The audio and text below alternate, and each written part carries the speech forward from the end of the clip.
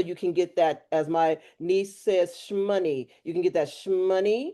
You can get that and get your stuff together to get that shmoney. So as always, when we first start, I like to talk to somebody who is in the audience to see how everything is going with them. And it's somebody that I've seen all week. Her camera's not on, but Yolanda, you have been very diligent on doing all the things this week. You have invested in your education, you have done all of those things. Can you unmute so we can have a conversation about you and all the things that you are doing, Miss Yolanda? And she's like, Regina, I'm in the car.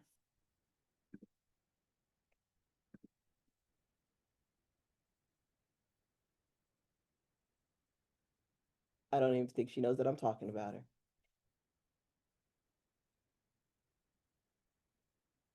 Let's see, who else is up here where we can have a conversation? You know who else that I see that I haven't talked to in a while?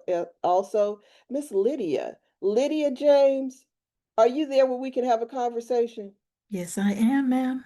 I'm Hey, right here. hey, how are Hey, you? I'm Man, doing this well, is thank two you. wonderful voices at the same time. I was like, wait a minute. It's a little Thank you, overwhelming, Martine. isn't it? It's a little overwhelming. How's everything going?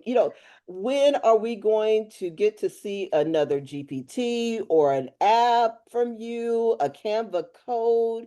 Your artwork is amazing. What is the next thing that we're going to get to see from you? Well, I have quite a bit of GPTs that I created with Esther Lee Jones. Mm, I don't know if many of you know who that is. Tell, Anybody? let's have a No? conversation about it. Okay, Esther Lee Jones is Betty Boop, the original Betty Boop. She was African American. Mm, And Fleischer did use her in a few cartoons, but she was not accepted because she was Black. So what they did is they changed her look to be Caucasian, and everyone flocked to Betty Boop. And we're mm, talking about the 1930s, the late, like 1929, I believe, mm-hmm, through 1930. But that whole boop boop be doop, that, mm-hmm. that was Esther. Oh, wow. So I did quite a number of GPTs that that are based on her, different scenarios and everything. Some of them are exclusive to the LPA group, the tier group that Saray has. But I've just been fooling around with her, and I've been bringing her into MidJourney after watching you. And then I Mm-hmm. started my little blending yesterday. Oh, so it's a Yeah, little bit of me, a little bit of Linda. Linda, It's all exactly. smashed up together with your concepts of Hmm. Esther. But if you guys Yes, don't know that she does amazing GPT. She's really intricate on her clothing choices, fabric styles, jewelry choices, all of those things. She's really good with that. So we're excited to see what you do. And when you're ready, bring I her on back definitely will let you here. know. Oh, Mhm. and it's not only Esther, but I did a GPT based on the masters, Picasso, Matisse, and Dali. Now you Mm. know how difficult that is to get Yep. because, yeah, their names there's a workaround. I found it. And I also have to give a shout out to Danny Black. Hmm. Danny came up with this app and he put it out there for testing. I used it yesterday. When it is actually ready to go, I would suggest you have him on Oh and yeah. show them what it can do because I had difficulty taking the prompts from ChatGPT, asking it to give me a prompt for MidJourney. Sometimes it worked, most times it didn't. So I had to go in there and tweak it and tweak it. Well, I use Danny's app. I just took the prompt from Chat GPT. That's the one I did last time for Esther. I dropped it in his app and I Mhm. just asked it to create for me an intricate MidJourney prompt. I took that, dropped it in MidJourney, threw a little bit of lace on there.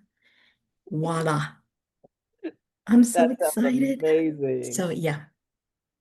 But like I said, quite a few of the GPTs are exclusive to Okay. the LPA, but then I have those that are not exclusive. So I Well, would definitely hop on as soon as I finish up my Dolly and maybe the last Betty Boop I did, and I will let you know. Well, we can't wait to see it, and everyone can't wait to see what you've done. We're sure that it is going to be absolutely amazing. And thank you so much for having this conversation with You us are very early. welcome. You already started talking my language when you started talking about Dali, because I love Dali. I love I all the know. things. Yes, I haunted MoMA when I was in New York for my fashion design days. Oh yeah, Yeah. I haunted. They knew me by name. Whenever they said, "Oh, Lydia's here," and the one day that didn't come, and I went, during the week, and I went another day. Where were you 2 days ago? So yeah, They started looking for me, huh? that's how regularly we actually had to go. That and the Metropolitan Museum of Mm-hmm. Art, Yep. and the Museum of Modern History. But Mama was my place. Yep. Yep. So Yep. yeah, I agree with you. I know the feeling. I agree with you. Just being able to, it is one of my, every time I travel, I try to go into a museum just to sit, Mhm. because I want to see what artwork that I haven't seen in person, and it always inspires you to create something brand new. And yeah, absolutely. Absolutely. I get it. I get Yeah. it.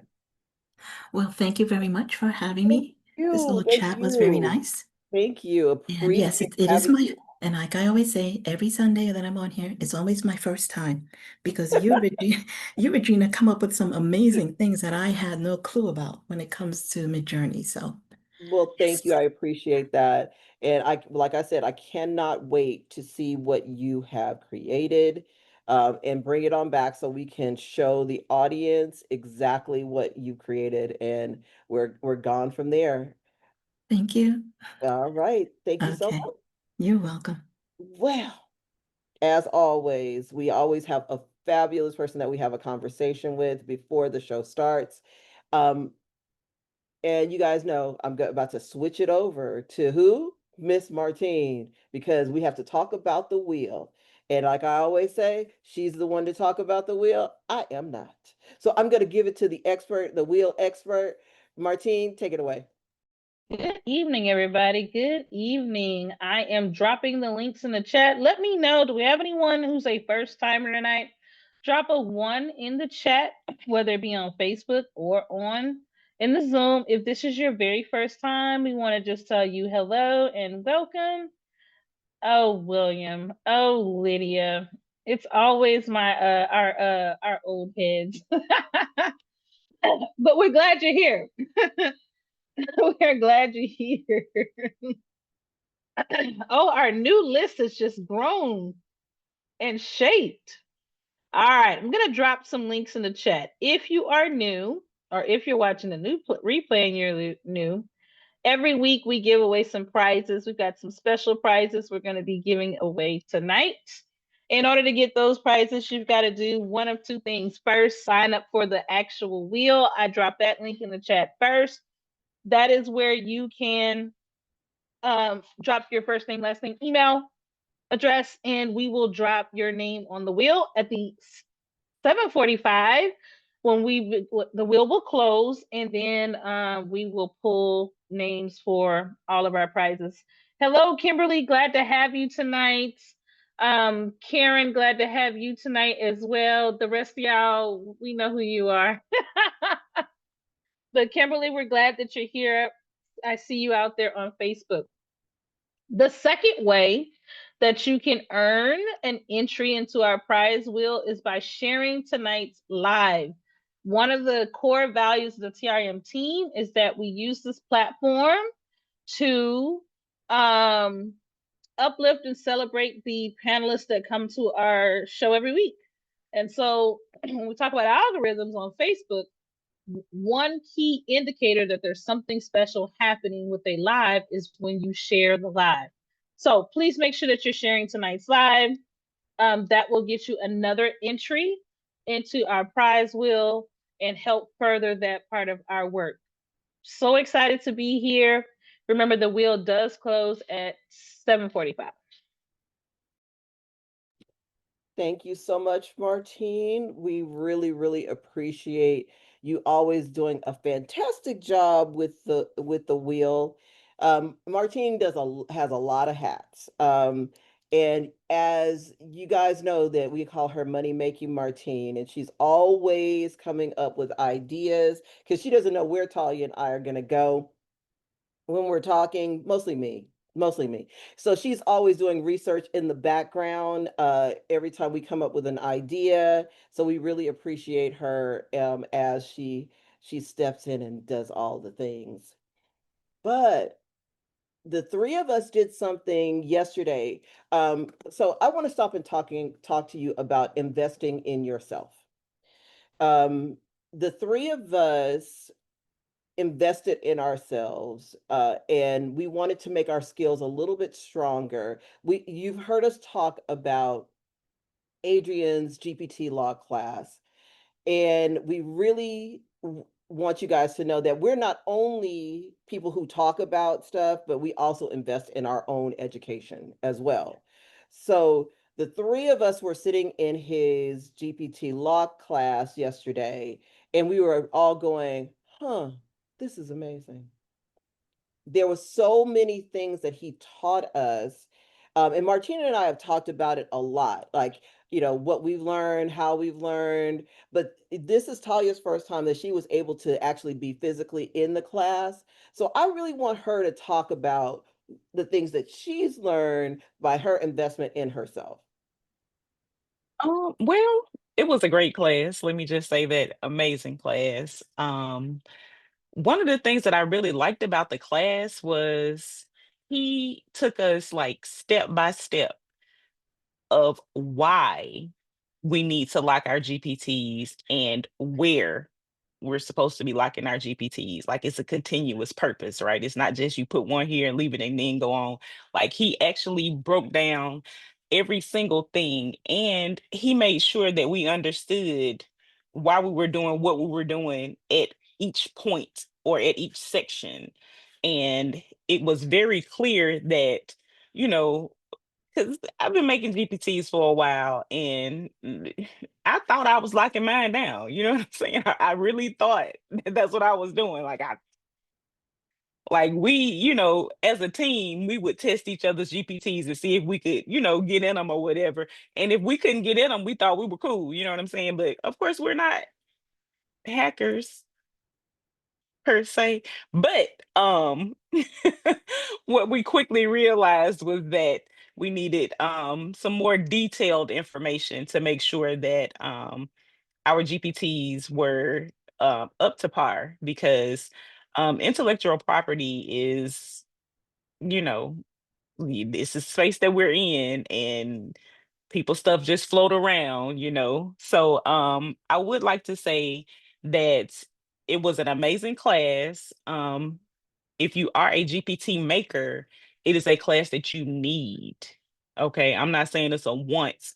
This is a class that you need to take if you're going to be selling your GPTs at a higher level. If we're just doing basic art GPTs, art is art, you know what I'm saying? But there are a lot of things that I'm going to be building in the future that I know I want to be locked down because it will be my intellectual property.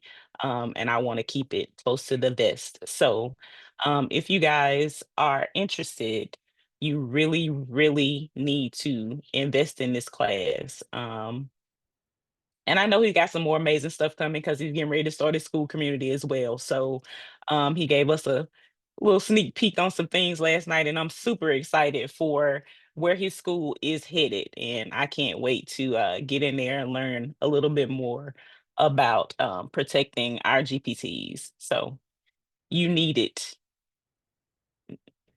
I know a lot of you want it, but I'm telling you, you actually need it. It is a need and not a want.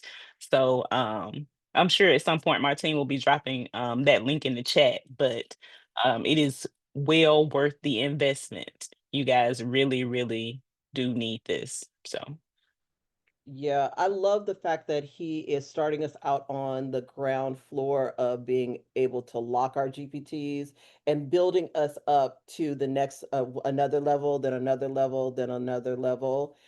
Because just locking your GPTs is the ground level. What did he say last night? That he wants us to level up. He wants us absolutely. not to take the training wheels off, and he wants us to Mhm. level up. So I'm excited to see how he's going to level us up in his school community. But if you are a GPT creator and your GPT is not locked, you are leaking money out of the back end. So make sure that you guys are locking your GPTs. Take his class. It is absolutely phenomenal. He is going to be starting his school community on what, the 30th of this month, if I'm not mistaken. I The think he 30th. said he's gonna do a soft launch, Okay. maybe tomorrow, but the official will be October 1st. Okay. All right. Perfect.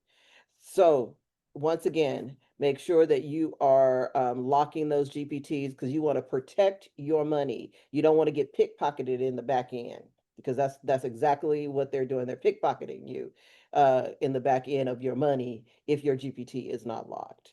For Mhm. those who do a number of GPTs, William said this a little bit earlier in a couple of the other times that we were talking, that as a service you can lock other people's GPTs, but learning all the ins and outs of building a GPT is essential because if you know how to lock your GPT, you can hire someone that is your employee, but what if they're not doing it right? You don't understand how it's done. So let's make sure that you know how to lock your GPTs and what the logic behind locking your GPTs is And you're all still leaving about. your back door open. Just remember Mm, that.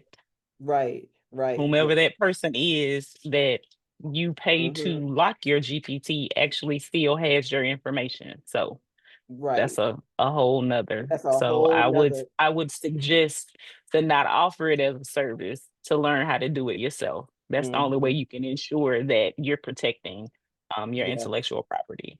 So I would agree, Talia. I would agree. Well, thank you, Talia, for your view on locking the GPTs. We really appreciate it. absolutely. So let's talk about this next creator that is on her way up. Is it melanated or melanin seductions? What is her Melanin. Melanin seduction. melanin seduction? Miss Erica Reed. Miss Binge and Rewind herself. Yeah, binge and rewind herself is here to have a conversation with us. Erica, it's so good Yes, to see ma'am. your face. Um, every time you are on and talking to us about the different shows that you've been watching, your ability for storytelling, how you captivate everyone is absolutely amazing. Thank you. It is like, sitting there listening to you, I'm like, yeah, let me watch that. Let me watch that because you recommended it. Thank So you. I know that Talya, you're on Color Me Calm with her. I'm going to give her a little bit of moment to do a little brief introduction of you as well. But I just wanted to let you know that your storytelling is absolutely phenomenal. Thank you. I appreciate that. It absolutely is. I feel like Erica is my little sister. I don't know. I think, we related by blood in some way. I really feel like that. Um, but we have so much fun on Tuesday nights. Tuesday night has become, it's Color Me Calm, but we also can't wait to talk to each other about the shows that we watched the week before. Like we just hold off on talking about it until we get to Color Me Calm. It's like, oh, we gotta ask Erica because Erica knows. She knows exactly. So if you guys don't come to Color Me Calm, you are really missing it. We had so much fun last week on Color Me Calm. Like it was a couple new people that came on and they was like, y'all be having fun over here. I'm like, we be having fun over here. We be having fun. So, Erica, I'm super excited for you to showcase what you have to offer this evening. And yeah, I do believe that you're my little sister. I think so. My little sister. I received that. Thank you.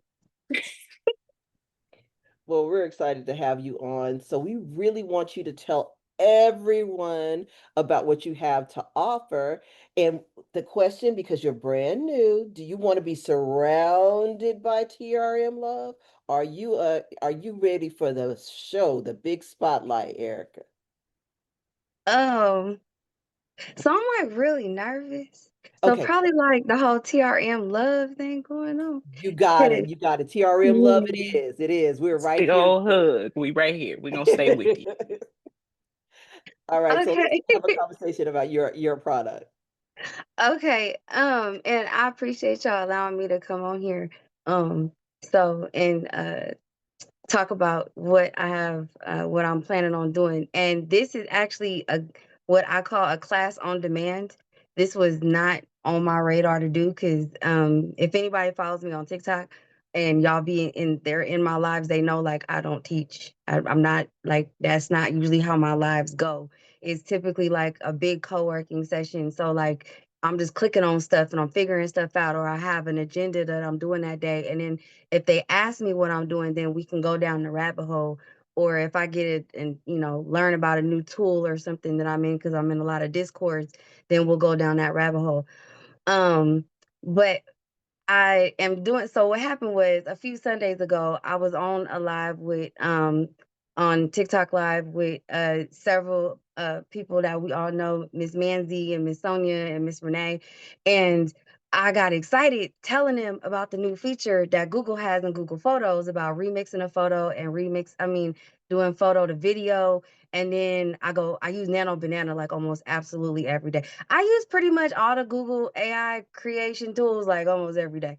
So I was really excited about it. And then I also don't see a lot of people talking about it because I think we're just so comfortable with using, ChatGPT or MidJourney or only using Whisk as part of a Google AI tool, which is cool, right? And I use those too. However, what I found that was really good for what Google did for us, for those who don't have the Google AI Pro, don't have Google AI Ultra, um, don't know how to save tokens on Chat GPT. I made a GPT for that. So I'm gonna talk about that later. But for you to be able to have a workflow to have quick wins where you could literally be anywhere. Because even in doing the being with y'all today, I was telling Charlene, I was like, I don't know if I should stay home or be outside because my whole thing is that if you're creating content and you're not having fun while you're doing it, then you're doing something wrong. Like there's an alignment that's off somewhere because creating content shouldn't be like a hassle and it shouldn't be stressful. It should be very easy. And if it feels like it's a struggle, then let's have a conversation about that. Saying all that to say, with Google Photos and what they did was they added a remix feature and a photos to video feature. And just with the click of a button, you can literally like transform your images. So you can take your images from, let's say you have an image from MidJourney, you can take that image and make sure it's all saved in your Google Photos. And that's the other thing that I'm gonna show in my explain in my class is about how important it is that whatever device you're on, I'm an Android girl, but I know Apple users, shout out to y'all. Okay, no shade. But so Apple users, I know you guys can also connect your Google Photos so that you can always make sure that your photos are downloaded to Google Photos. So whatever video photo you take, make sure that it's connected so it's backed up in your Google Photos. That'll make it that much easier to go ahead and generate stuff. So I'm going to talk about that in the class. I'm going to show you how to use Nano Banana in the most easy, effective way as possible. So you know how sometimes when you're taking a picture on ChatGPT and you want Chatty to, okay, I want you to change this color, or I want you to add this. Sometimes the image gets cropped out, right? Sometimes now you got to figure out like, okay, well, what am I going to do with this? And then after so long, it starts to hallucinate, right? And you're still not going to get what you want. Now you wasted tokens, you wasted time, you wasted energy, and now you just mad for no reason because you volunteered to do that. So I'm here to stop all of that, right? That's the whole point of Nano Banana. So I'm here, I'm going to fix all that. So saying all that to say, that's why I love Nano Banana. The other thing that you're going to learn is and if I'm going too fast, please tell me. I'm sorry. I get excited when I start nerding out. So sorry about that. So the other thing I'm gonna show you guys is Google's the Storybook Gem.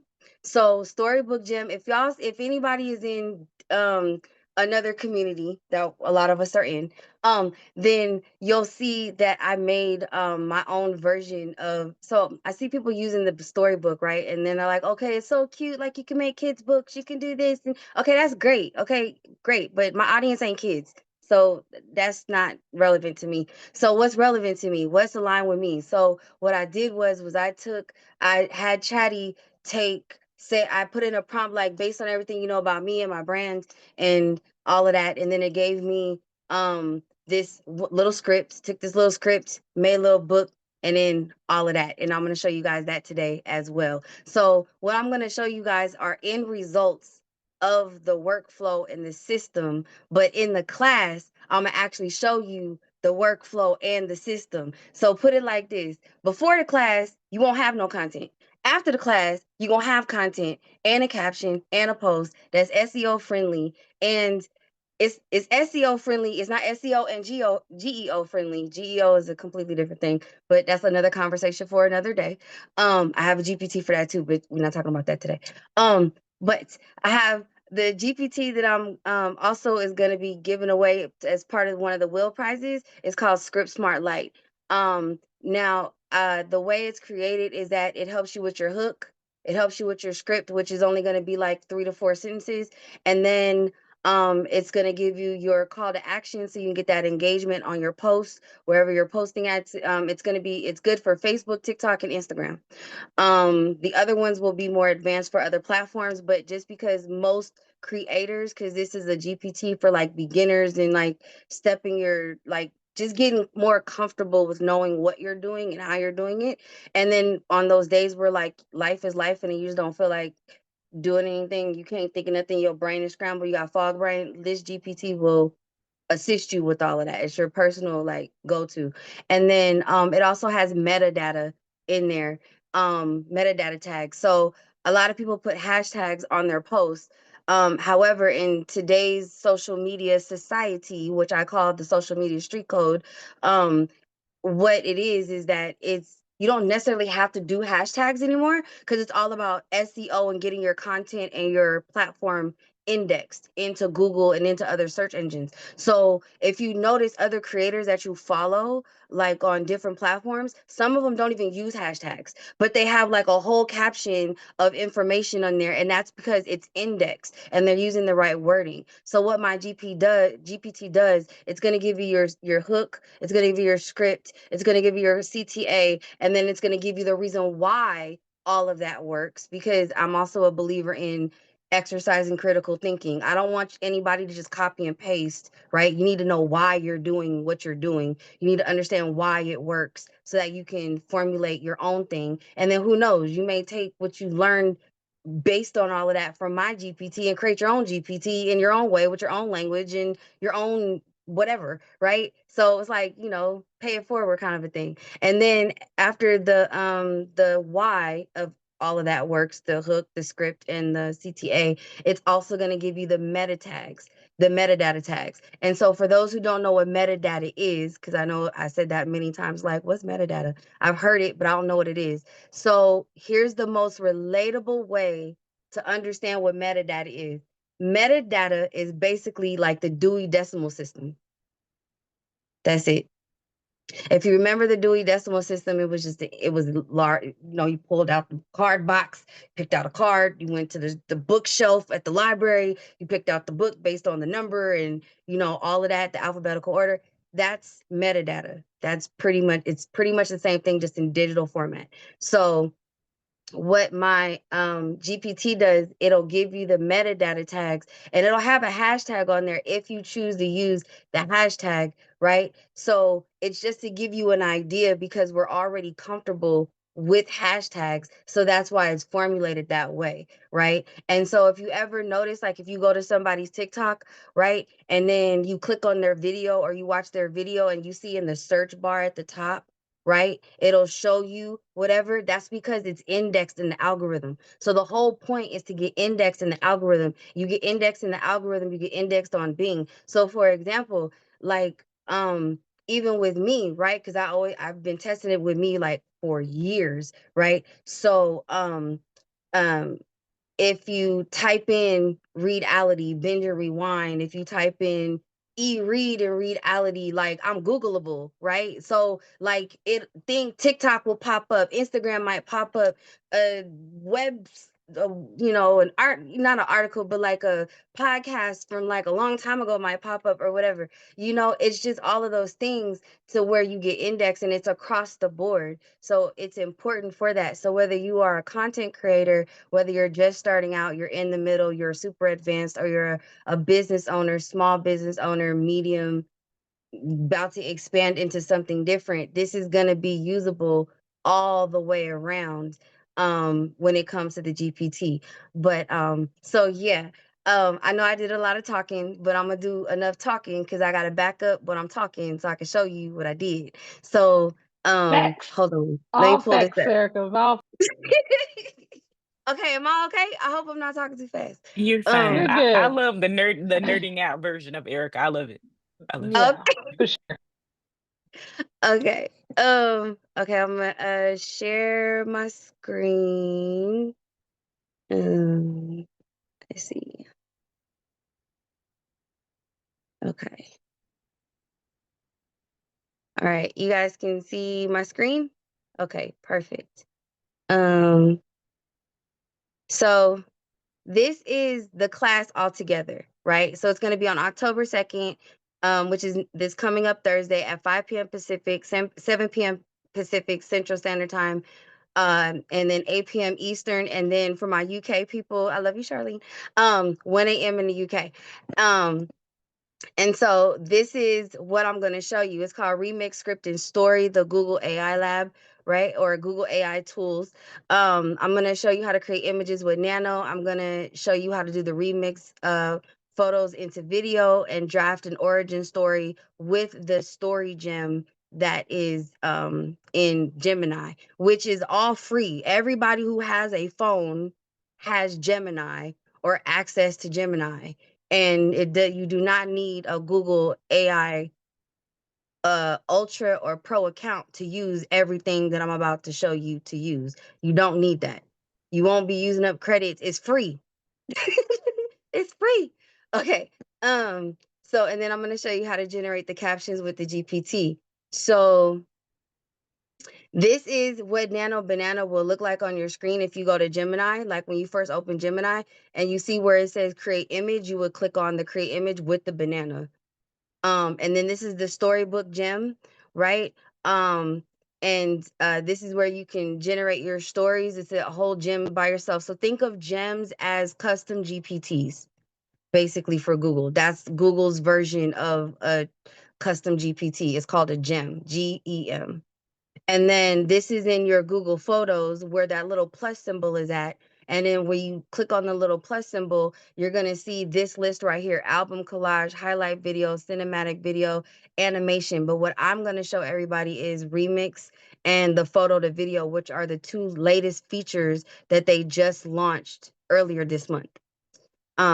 So that's what I'm going to show you guys. And this is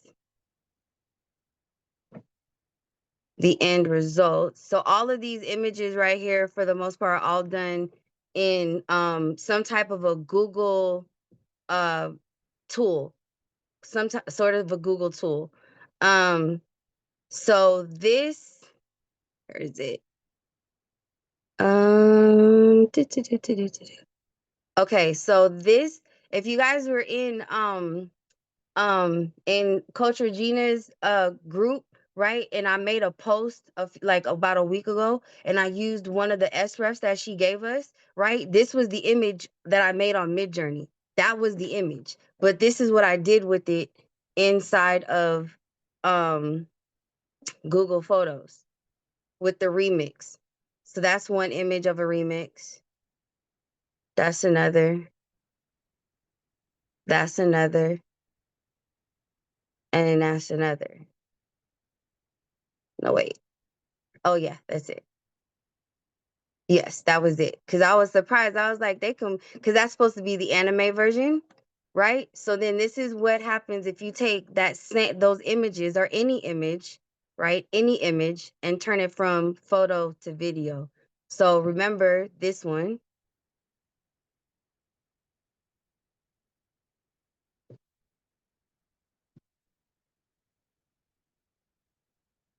Very short, very simple, very cute. And you can just put some captions on it. You can have it repeat, right? And you can put a little song on there or whatever. Like you could just, jazz it up, razzle dazzle it. There's the sketch one. I really like this one. This was my favorite because it looks like someone's really sketching her.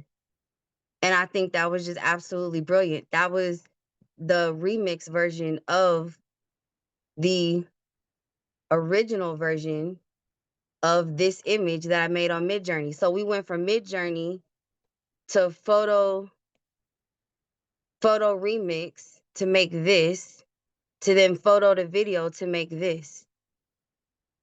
That right there alone is content where you can show someone the process of how to do something. So, and that's all for free.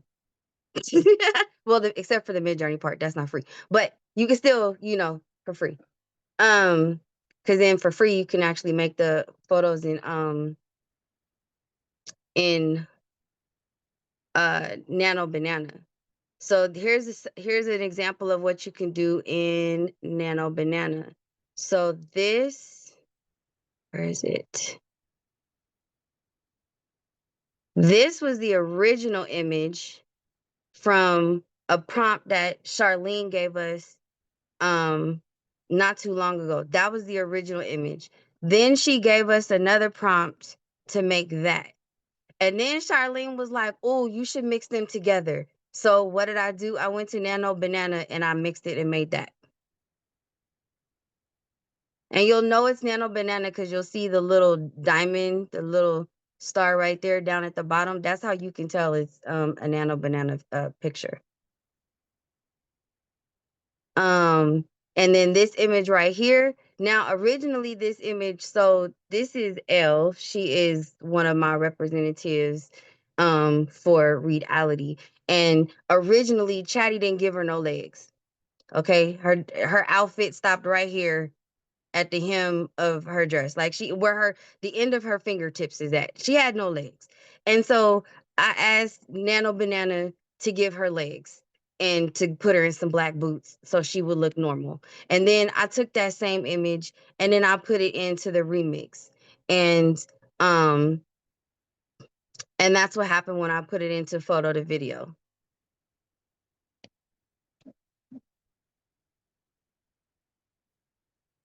Now she's not talking because it's photo to video, but it gave the impression of. And then this was a photo remix of that same picture.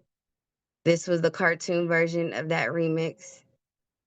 So there's so many different ways in how you can play with things. This is the sketch version of her. So there's so many different ways in how you can do that in Google Photos. And so then with the GPT that I'm going to show you guys. So in the GPT, it's called Script Smart Lite. And so like I said earlier, it's to help out with, creating your scripts and helping you just understand the platform, the vibe that you want, and then the subject matter and what you want it. That's it. That's pretty much it.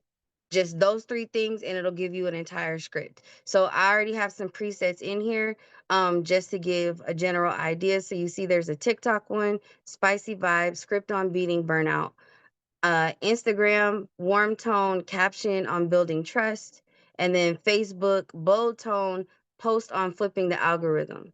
So let's say I'm gonna choose TikTok.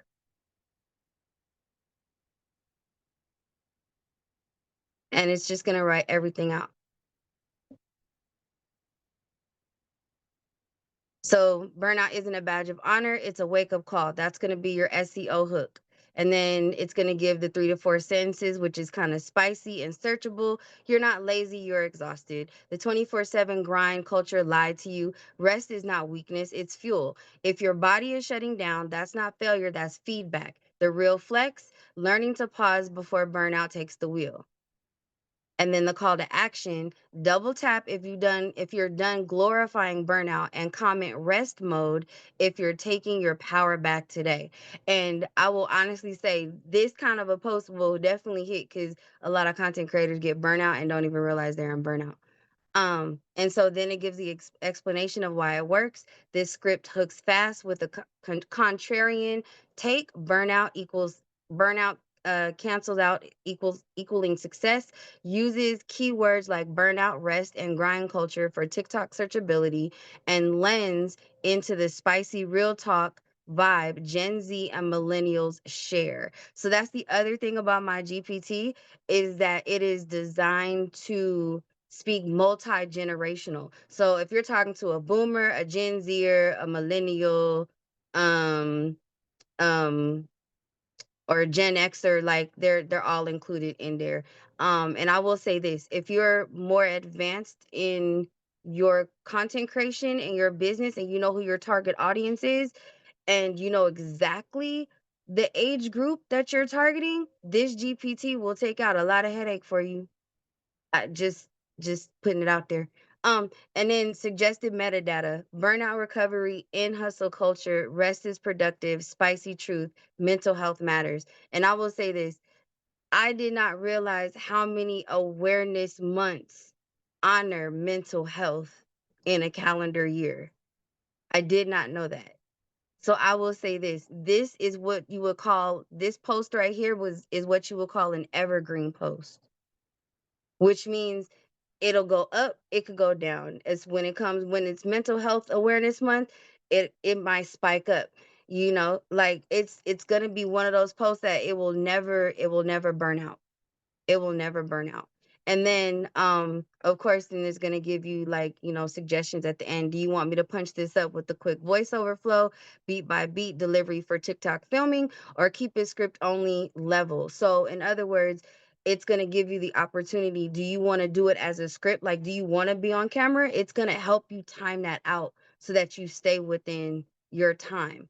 Or do you want to just keep it as is? Or you could do like I do, which I love doing, and I will copy and paste this bad boy, and I'll put it in CapCut on my phone for AI storage. I'm going down a different rabbit hole, but I'll put it in I'll put it in CapCut and create a whole script and create a whole faceless video for it. Or I'll give the script to one of my representatives and then have her do it and then post it. Um, so yeah, that is pretty much all that I got. That's it. Thank you Well, so we much. absolutely loved it. Like, you really, really broke everything down and allowed us to see. Like, girl, I didn't know that stuff was over and good. You should have seen me on my phone. I'm like, what in the what?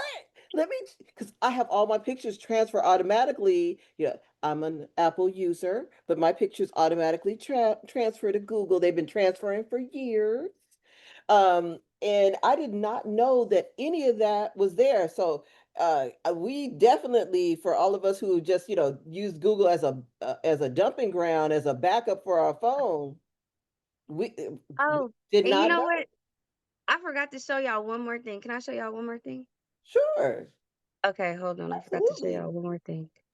I can't wait for the Um, nano. I don't know how to say it, but that thing there, I'm ready for that. Yeah, I love Nano Banana. That is one of my favorite tools. Like, it really is. Where is it? Here it goes. So this right here, is the storybook. The weight of words. The world was a library of whispers, where every voice tried to be the loudest. Books flew off shelves, words tumbled out, and soon the floor was a sea of forgotten sentences. In the middle of it all, a single, clear thought began to form. This thought wasn't born from dusty textbooks or complicated theories. It grew from watching leaders whose words were like kites with no wind, and from seeing how a single, strong sentence could change everything in a room. The thought was simple. Clear words build bridges of trust. Confident words build towers of presence. And together, they create something that lasts much longer than a fleeting post or a quick pitch. This simple thought shaped a new way of speaking and writing. It was direct, with no fluffy clouds of jargon to hide behind. It was writing that respected your time and your mind. It was the perfect balance of professional polish and real, lived truth. The kind of language that lands softly, but with a weight that means you don't have to say it again. Reality existed to give creators and leaders sharper tools to carve out their messages. The goal was to strip away all the noise, the ego, and the gimmicks. It was about keeping words perfectly aligned with their purpose, like an arrow aimed at the very center of a target. The promise was simple. Words that were easy to understand, but impossible to ignore. Words that held weight without ever needing to shout. Words that stay with you, long after you've read them. Reality wasn't just a brand. It was a standard. A way forward for anyone tired of blending into the background noise. Because in the end, every message you send leaves a mark on the world. Reality makes sure yours is clear, confident, and true. The weight of Okay. I love it. Don't be coming on here trying to upstage people and stuff. What's wrong with you? I wasn't. I wasn't trying to. You know, the thing that I love I about Talya's a love it. clown. Talya's a clown. Leave her. love about what you did was, yeah, everyone is always showing those storybooks and it's always kids' work, right? You used it as a marketing tool um, that has all the things at the back end. That's the one thing that I noticed the most. A person that likes to have something at the back end of something. I was like, oh, wait a minute now. This is a marketing tool. So love that. Can't wait to see how you show everybody how to do that. Um, and like I said, I went right over to my Google Images. I was like, okay, there's stuff in here. This is me. Look at if you guys saw my head down, that was because I was looking at my Google Images going, I don't know how to do this. I need to learn how to do this. I did not know this was in here at all. I have some I was like, oh, look at all these old MidJourney images because everything transfers that I download, right? So absolutely can't wait to see what you do and show us how to use all other things that don't cost us any money to make great content with, you know. Mhm. So what she's showing you guys is how to do things on with the freemium and do quality things with the freemium and then and move your content in a way that you have not. You know, the idea that you can animate directly from Google Photos, who knew? Who knew? And it was free. Um, Mhm. so thank you. We really appreciate it. And like I said, I don't know how it works. I don't know how she got that logo and her content at the back of her storybook. You need to learn it. You need to come into this class and learn. Absolutely. I'm ready. Well, I appreciate y'all. Thank you very much for having me on here.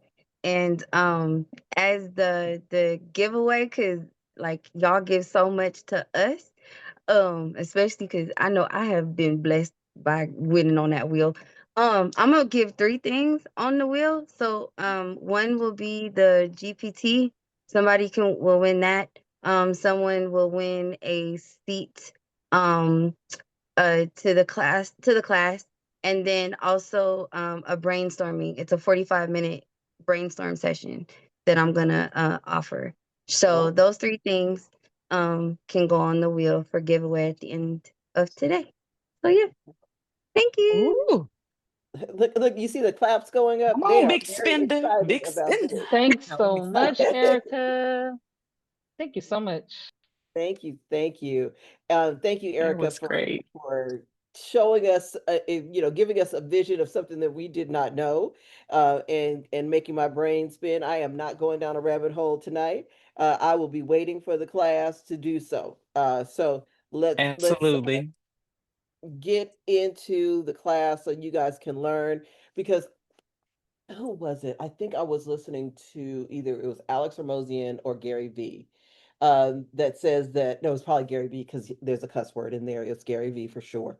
Uh, he was like, those who spend time learning stuff that you could pay for are wasting their effing time. That's what he said. That was Gary V. Uh, he said, so you need to go ahead, spend the money instead of spending the time to get into a class, so you not wasting your time. Right. Definitely Gary V. Absolutely. I was like, when I started to Definitely say it in my Gary brain, V. I was like, no, Definitely. it was Oh no, no, definitely. you're 100% right. Because oftentimes, like Erica's done the work. She's had all the fails, so she's Mm-hmm. giving us the adjusted version of what may have taken her, several weeks, whole lot of hours. So I'm always down for a good solid class to give me some time back because I don't have it. It don't exist. Absolutely. It does not. Time It is does your not. most valuable asset at this point. It's your most valuable asset. So Oh, for sure. thank you for that, Erica. Oh, thank you so much, Erica. That's amazing. And the fact that she's, hey, big spender with the three giveaways today. Super excited about that. Super excited. Hey, So you guys hey. just stay, have if you guys have not put your information in or shared to get that extra space on the wheel, today would be a great day to do so, because there are some amazing things that are going on the wheel today. So for me, I have to say a great thank you to everyone who was patient to get the editing essentials replay. All the emails went out last night. I don't know, you guys know I work late. Sorry about that. I work late. And everyone got their individual email that the replay is up in your Pinsight portal. And we are super excited. I'm super excited that I got to do it one more time. We rolled it back and I retaught editing essentials. It was a blast. They actually got more stuff in this editing essentials than they got in the last editing essentials. They got a new GPT, they got images, they got a lot of stuff that they didn't get in the prior one, because the morning of the class, I got a God whisper that was like, you need to create a GPT for collages. Sure, no problem. So I woke up, created the GPT, locked the GPT, locked the GPT, and put it inside of the portal. So it is a phenomenal GPT for those who love collage art and love to make collage art. So it came with the class, and we had a blast. They got to learn my how I look at MidJourney, and got to see how I use all of MidJourney to create my art, not just by using a prompt.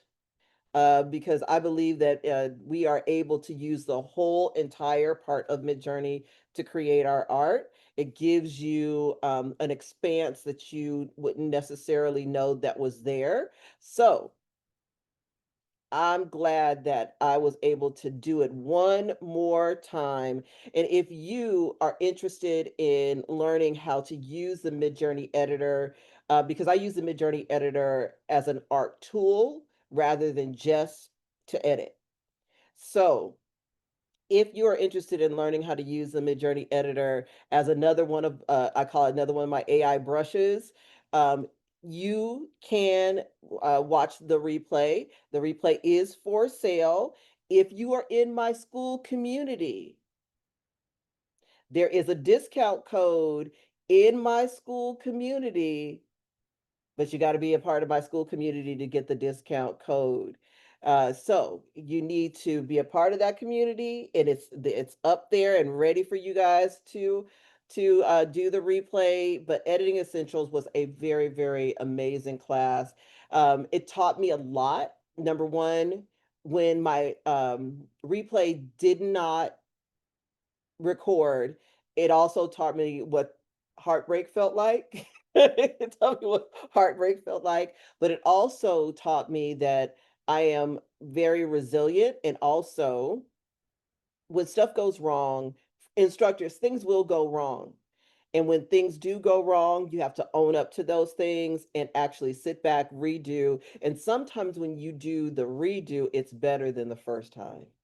So we have to just go ahead. And it also taught me that your word is your bond, right? So for all of those who think that you can just ghost and not be there for your communities, that is not the case. You need to stand up, talk about what has happened, and actually, people are more forgiven than you think, but you also have to be the person who's like, hey, this happened, and this is how I'm going to rectify that thing. Customer service to the people that you deal with is number one, and it's always been the number one thing that TRM does. We stand up, we're like, here we are. You can have that conversation, you can send us a message, and we will respond to that message. So let me roll my TED talk back. And Editing Essentials, love it. Absolutely love teaching the class. Martine, did you have something that you were going to say? Okay. All right. Perfect. Well, we're doing a little change up. Normally William is our last person to go, but William is moving to center stage. You see that, William? We moved you to center stage. Oh Uh, wow. yeah. We are putting William in center stage, and we are excited to have William come up right now and talk about his brand new GPT. Is it going to be you, or is it going to be Toy who is going to talk about the GPT, William? Well, it's going to be me. I'm going to demonstrate how to use this new GPT. Oh, Um, okay. All right, let's yeah. go. So what I wanted to do is I started changing the way I do GPTs. Instead of it making an image, what it will do, it will create the prompts for the images. That way you can take the prompts and put it to whatever platform that you're using or your favorite platform. So what I'm gonna do is I am going to share my screen. Okay. Now, as you know, we're going to have to, because it's fourth quarter, we're going to have to get ready for Christmas. You want to get your items out there early, and the reason why you want to get them early so they can go up the algorithm and they can be placed up at the top, so you're not looking at everybody else other than yours. So the way this GPT works is you can just basically give it one word. I try to keep the things I create very simple and easy, and by doing that, it's pretty fun to create that. So what I'm gonna do is something that I always like. I road trip.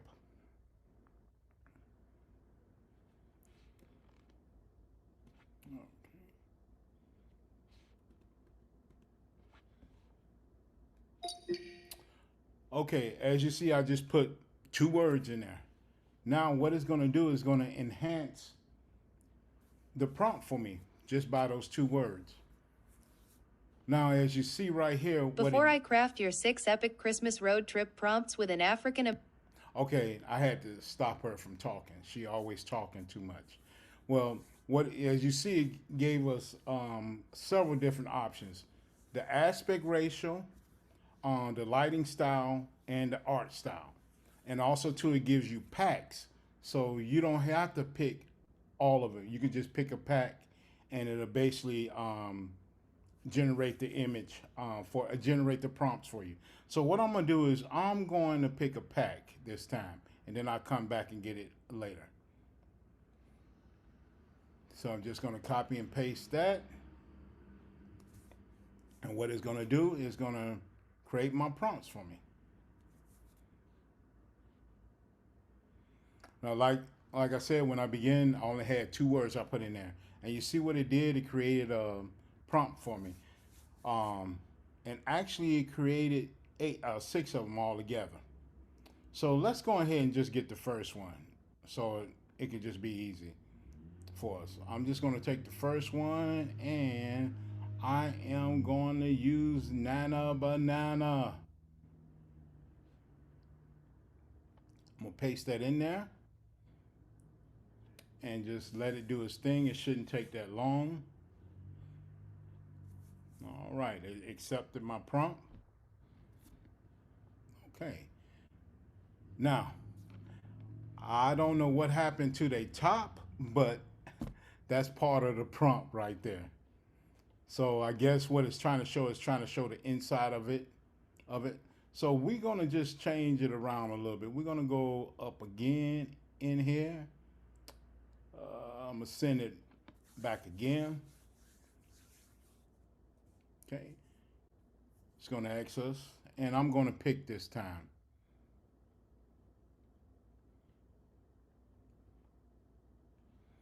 And I am going to go with Frosty Daylight.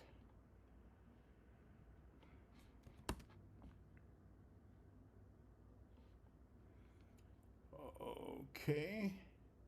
And let's do wide. Hopefully we'll get, they won't be in a convertible top. That's what that was. It was convertible top. Okay, and now we're going to go with hyper realistic for our art style. But as you can see, I have probably like 5 different types of art styles, including the packs. Okay.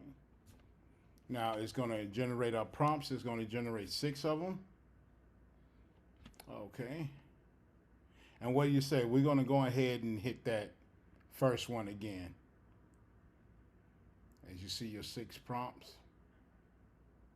Okay.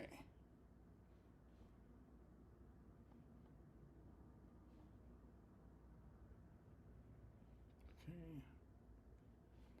Now, I just want to show you a couple of things. What I did was when I built this GPT, I went with a metadata. I guess you're hearing that word a lot, metadata. And the reason why I went with that is because I wanted a certain type of cameras with certain type of lenses to do certain type of things. And plus two, I wanted the 8K. So I don't know with MidJourney. I think Regina mentioned that she had some problems with the metadata in there. But if that's what's going on, all you have to do is take that out. That's from Canon all the way to 8K. You can just remove all of that, and then it should go through. Okay, now, well, he got her hanging out outside the car. It looks like she's laying on it while he's in there. I don't know if he's trying to trick her or what, leave her or what. They just playing around. Okay. Now, since I demonstrate that, what we're going to do is we're going to go with one of the, let's see here. Let's go with this conversational starter.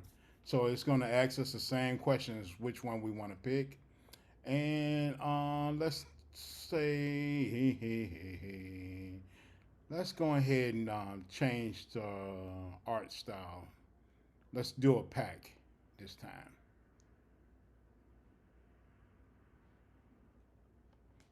Okay. We're gonna wait till it gives us a prompt. As you see, it gives us everything that we need. Now, what we're gonna do is before we run it, we're gonna make sure it has our art style that we want. And there is our art style that we want. So it's okay. We're gonna take that one and we're gonna basically copy and new chat, hit it here, paste it on there.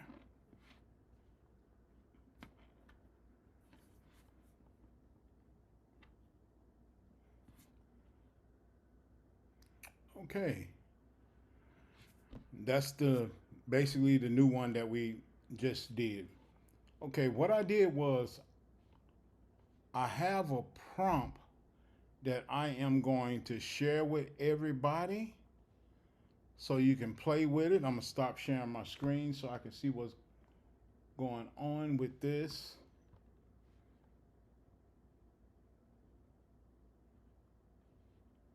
Okay, and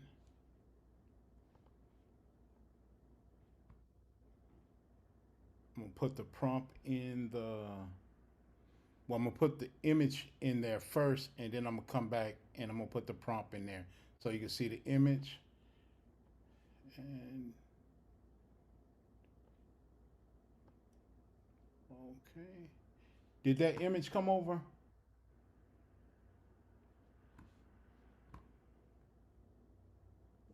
Let me check. Yes. Yes, it did. Okay, now the image and the prompt is in there that create the image. That prompt is on me. Y'all can play with it, do whatever you want with it. And if you play with it now, just show me a couple of the images. And that is it for my presentation. Thank you. William, we had ourselves a good time playing with your GPT. I did a couple things. I played with it in uh, two generators, one which was VO, and then I also did, of course, I did a whole bunch, a lot of pictures in MidJourney. So let me show you the images that I created in MidJourney with, yeah, I think I did like 200 and something images. Oh my Um, goodness. yeah, I had fun. Because I really wanted to test the boundaries, not only with, most of these are done without my personalization code. As you can see right here, my personalization code is off. I've been doing that a lot lately, testing what my personalization code looks like. I love Oh wow. the look of this. Isn't that beautiful? How that came out so beautifully. And this one is amazing. Just all of these amazing images that are perfect for the holidays. I don't understand why they gave the bear hair, but I guess maybe it's a little girl in a bear suit. But they're just absolutely phenomenal, William. Let's see. Let me show you my favorite style. Look how cute this style is, so whimsical and adorably cute. Mm. Just absolutely love that. And the thing that I love about your GPT is I'm able to get all of these different styles out of your GPT as well. And of course, the next thing, oh, this is the romance, the Christmas romance. Come on now. So sultry, so amazing, just absolutely beautiful images. Just the Christmas romance, falling in love during Christmas time or being in love during Christmas time. That's what that reminded me of. Um, and as you guys can see, I'm still going. And then when you started to talk, um, of course, I put, did MidJourney video for a number of these, just the animations, and they're so super cute. The animations for that. Then I did another one. There's a couple other animations that MidJourney has. that Okay. you're just playing around with it, and having fun. Here is the Christmas romance one. Oh, I like that one. Did you use the extreme close up scene with that Yes. one? Oh, Uh-huh. okay. Yeah, I did. And if I can explain to you what's going on in the picture, because a lot of the lenses they have like a 1.2 aspect ratio. I know you not as 1.2, but 1.2 aperture. What happens it blurs out the background. That's the reason why the lighting is so blurred out in the back, and that's the reason why she's sharper than the guy is because it's focused on her. Hmm. I That's what's loved going it. on with that. It's just so beautiful. And then I took another one of the and animated it. So she's dancing with her father. Super cute.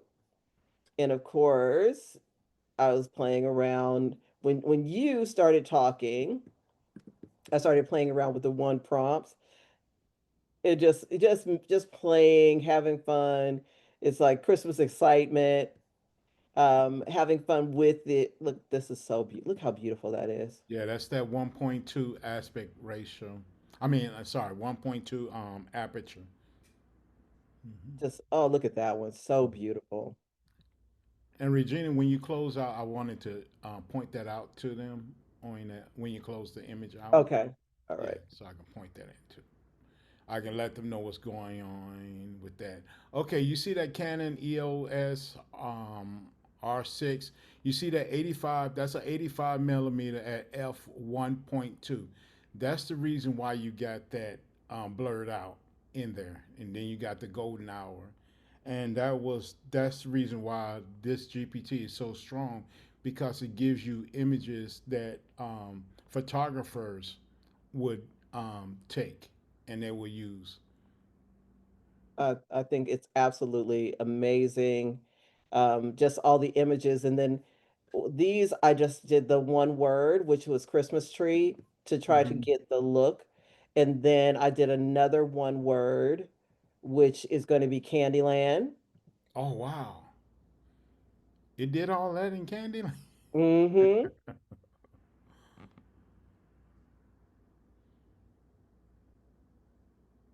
And just, having fun with different themes. So I love it. I had a good time playing with it. But also just making sure that, it worked in different aspects and different places. I also took a couple of them and I put it in Sora. You guys know that I always say you guys have Sora within Chat GPT, and I don't think most people are using Sora. So just know that this is the look that you get within Sora. And then also, where am I? This is Flow. So here we are with Williams GPT in Flow, Look at this. just super cute. So his GPT works, that prompt transferred over along with the MidJourney imagery over to Flow. So really great animation, super cute. It just really does a great job with the different animations that are within Flow. I think that's the only two that I did for you today, William. I like that one on the right. Just really, really amazing artwork. Where's my library? Hello, library. And if anybody wants to know, I bumped my head this morning, so it's 60% off. Y'all go get it now. Yeah, it is just a really, really great GPT. You did a phenomenal job with it. I had fun doing all the animations and all the things. And remember, he's trying to get you guys ready for Christmas, the bonanza of profit. So, Martine has her hand raised. Martine, you go ahead. Thank you. Speaking of profit, see what I did there? Wanted to just give some numbers around Christmas cards. I did a search, and remember, Everbee captures the month prior. So last month there were 2,400 searches for Christmas cards. So people are actively searching for Christmas cards right now. It is as I would expect it to me, meaning that sales are not just exploding. But there are shops that make money. Let's see. That's more of an outlier. They're running from as low as let me scroll back up. As low as $4 to $5, all the way up to $79 for personalized cards. So they're creating the art and then they're adding the family name. Maybe the art symbolically looks like the family that's on the cover. And so that there's one that was going for 79. Right now, before we're even close to the season, people are already making anywhere from $100 to $150. Oh no, there goes 300. It's another personalized. Last month, dang, that's an 800% jump. They had personalized, it's a Christmas tree that's on the card. It was $4.32. They made 72 sales last month. And remember, we aren't even in the peak of, like, we haven't even touched, it's not real Christmas. Okay. So people are already starting to slowly see peaks in their sale, which tells me get your things listed. Yeah, Karen, like they had an 800% jump. You could take the art and personalize it. That's what's causing a lot of the being able to charge more with some of these products. Um, yeah, yeah. Christmas cards are still a thing. Don't sleep on them. And something about these new generators, especially with Nana Banana, you can actually take a person's face and you can put it in there. So you can switch it. You can switch one of their faces with the original person. That way you can up. You can do those upsells like that. You know, just what she's talking about, upselling. Yeah. And for me, that's 100. Now we're at the $150 mark. And those images that's coming in the chat, those are beautiful. Thank you for sharing those with me, everybody. I really appreciate that. Those are beautiful. Well, William, it's because your prompt is so solid that they're able to get those images. It's just absolutely amazing what you can do with your prompt, with the imagery, and how it can move from generator to generator to generator. But Martina's she's talking about how amazing the card industry is for the holidays. And where we have our temptress of pencil of The today, temptress. of Talya's crafting. She tempts us with the types of things that she does, so we can make that not just tinsel, we can make that big heavy money for Christmas. So Talya, can you show us what you did with Williams GPT? I'm just gonna take my background off so I don't have to do the down camera and all that stuff today. But I made cards because his GPT is perfect for cards. Oh, wow. Yeah. Look at that. So just a card. And then I just did it like a postcard so you can write on back. But I also have a scripture on here. So it says, Glory to God in the highest, and on earth peace and goodwill toward men. Luke 2:14. So that is one cutie patootie card that I made. And then I made another one. Oh, look at Road that trip. one. It's so Look cute, at that. right? Yeah. Yeah, that's that road So trip. yeah. So I need y'all to know, there are so many things that you can do with this GPT. And not only can you do, physical cards, you can do digital ones as well. You can do digital cards. You can add music to them, all the good things. Didn't have time to get to all that today, but it can happen, right? There are so many things that you guys can do with this GPT to prepare for fourth quarter. and they already selling. So that means after the call today, you guys can go ahead and be making some cards to put up on Etsy, right? Yeah, for sure. I'm glad you said that because they are selling. But what I am also noticing when I look at the listing dates, most of the listing dates are pretty recent. So, like in Mhm. the last month or so. So, everybody's like, that's a big sign that people are preparing.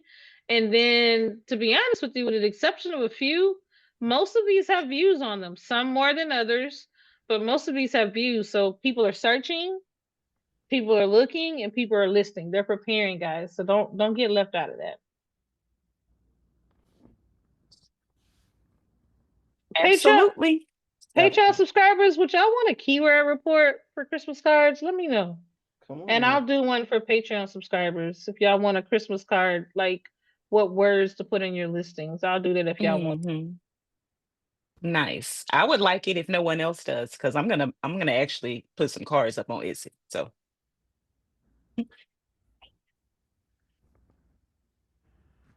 Well, I love it. I love how Talia creates on the fly, number one. She'll see something and she's like, you know what? I think I want to make a card for that, or I'll make a tote bag. Remember, for all your kids who have grandparents, you can use this GPT to make tote bags. I just thought about when you said it. So you can make that tote bag, put the grandparents' face on it. I'm sure they'd give a lot of presents for them to tote their stuff home. Mm-hmm. Oh, for sure. And love it. grandmas Great tend to idea. like with all the grandchildren on it too. A little bitty for each grandchild. That usually goes Hmm. well too. Absolutely. Absolutely. Well, William, your GPT, once again, phenomenal. Great. Oh, the other thing that I was thinking about for all of you guys who, like Talia said, use those cards and use for you Sunoaholics, put your music with that.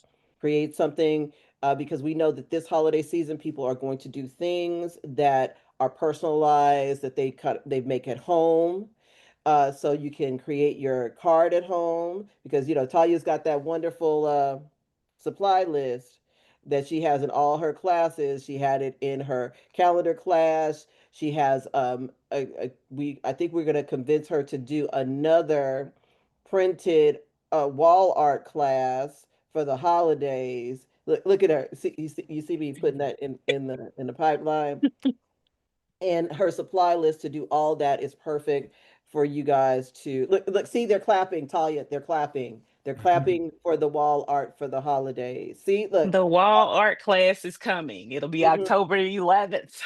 Okay, The just wall art class is coming. just letting you know that there are hearts and claps that are going up for that class. Just letting you know. So super excited about that. So let's get that out for those who want to do something personal. It is the perfect time to do that. And Talia really teaches how you can get that done on a really budget friendly basis. So super excited that she's going to teach how to do that.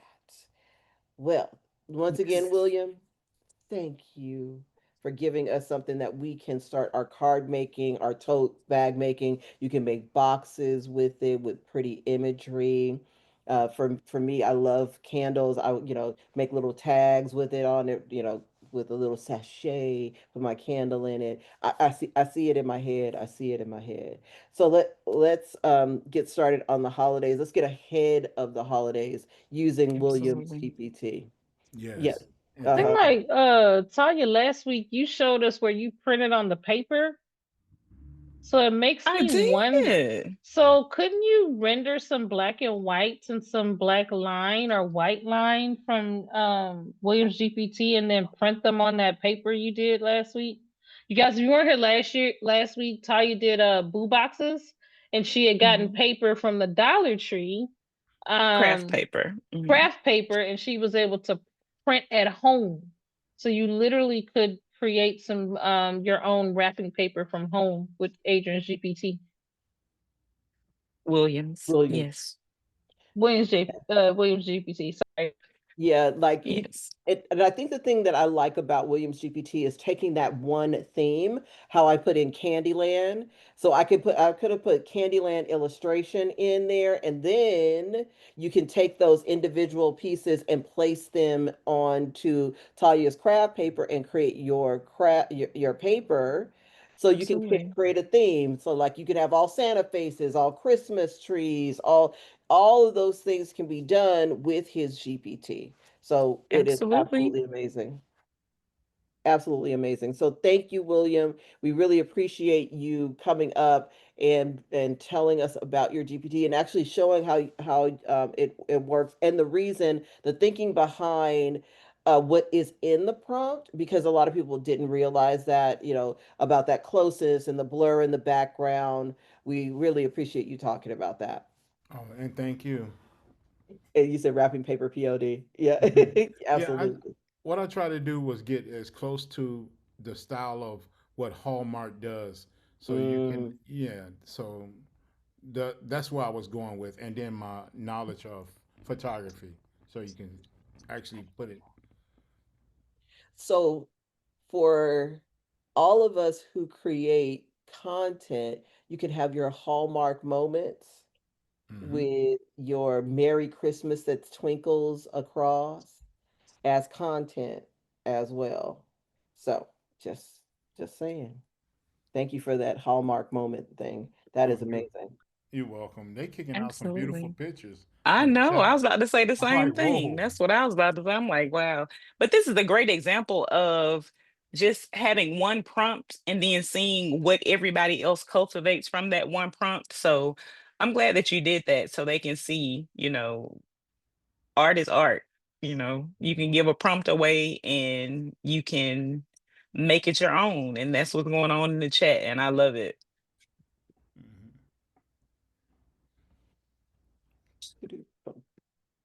All right. All right. Thank you Thank so you, much, William. William. We really appreciate you just answering You're a welcome, message. and thank you. And we will, like you said, he bumped his head again. William loves to trip and bump his head. So take advantage of the bump. Take advantage of the bump. All right. Thank you, William. Thank you. We really appreciate you. So Desmond is brand new to TRM. We've got two brand new people who come on TRM today.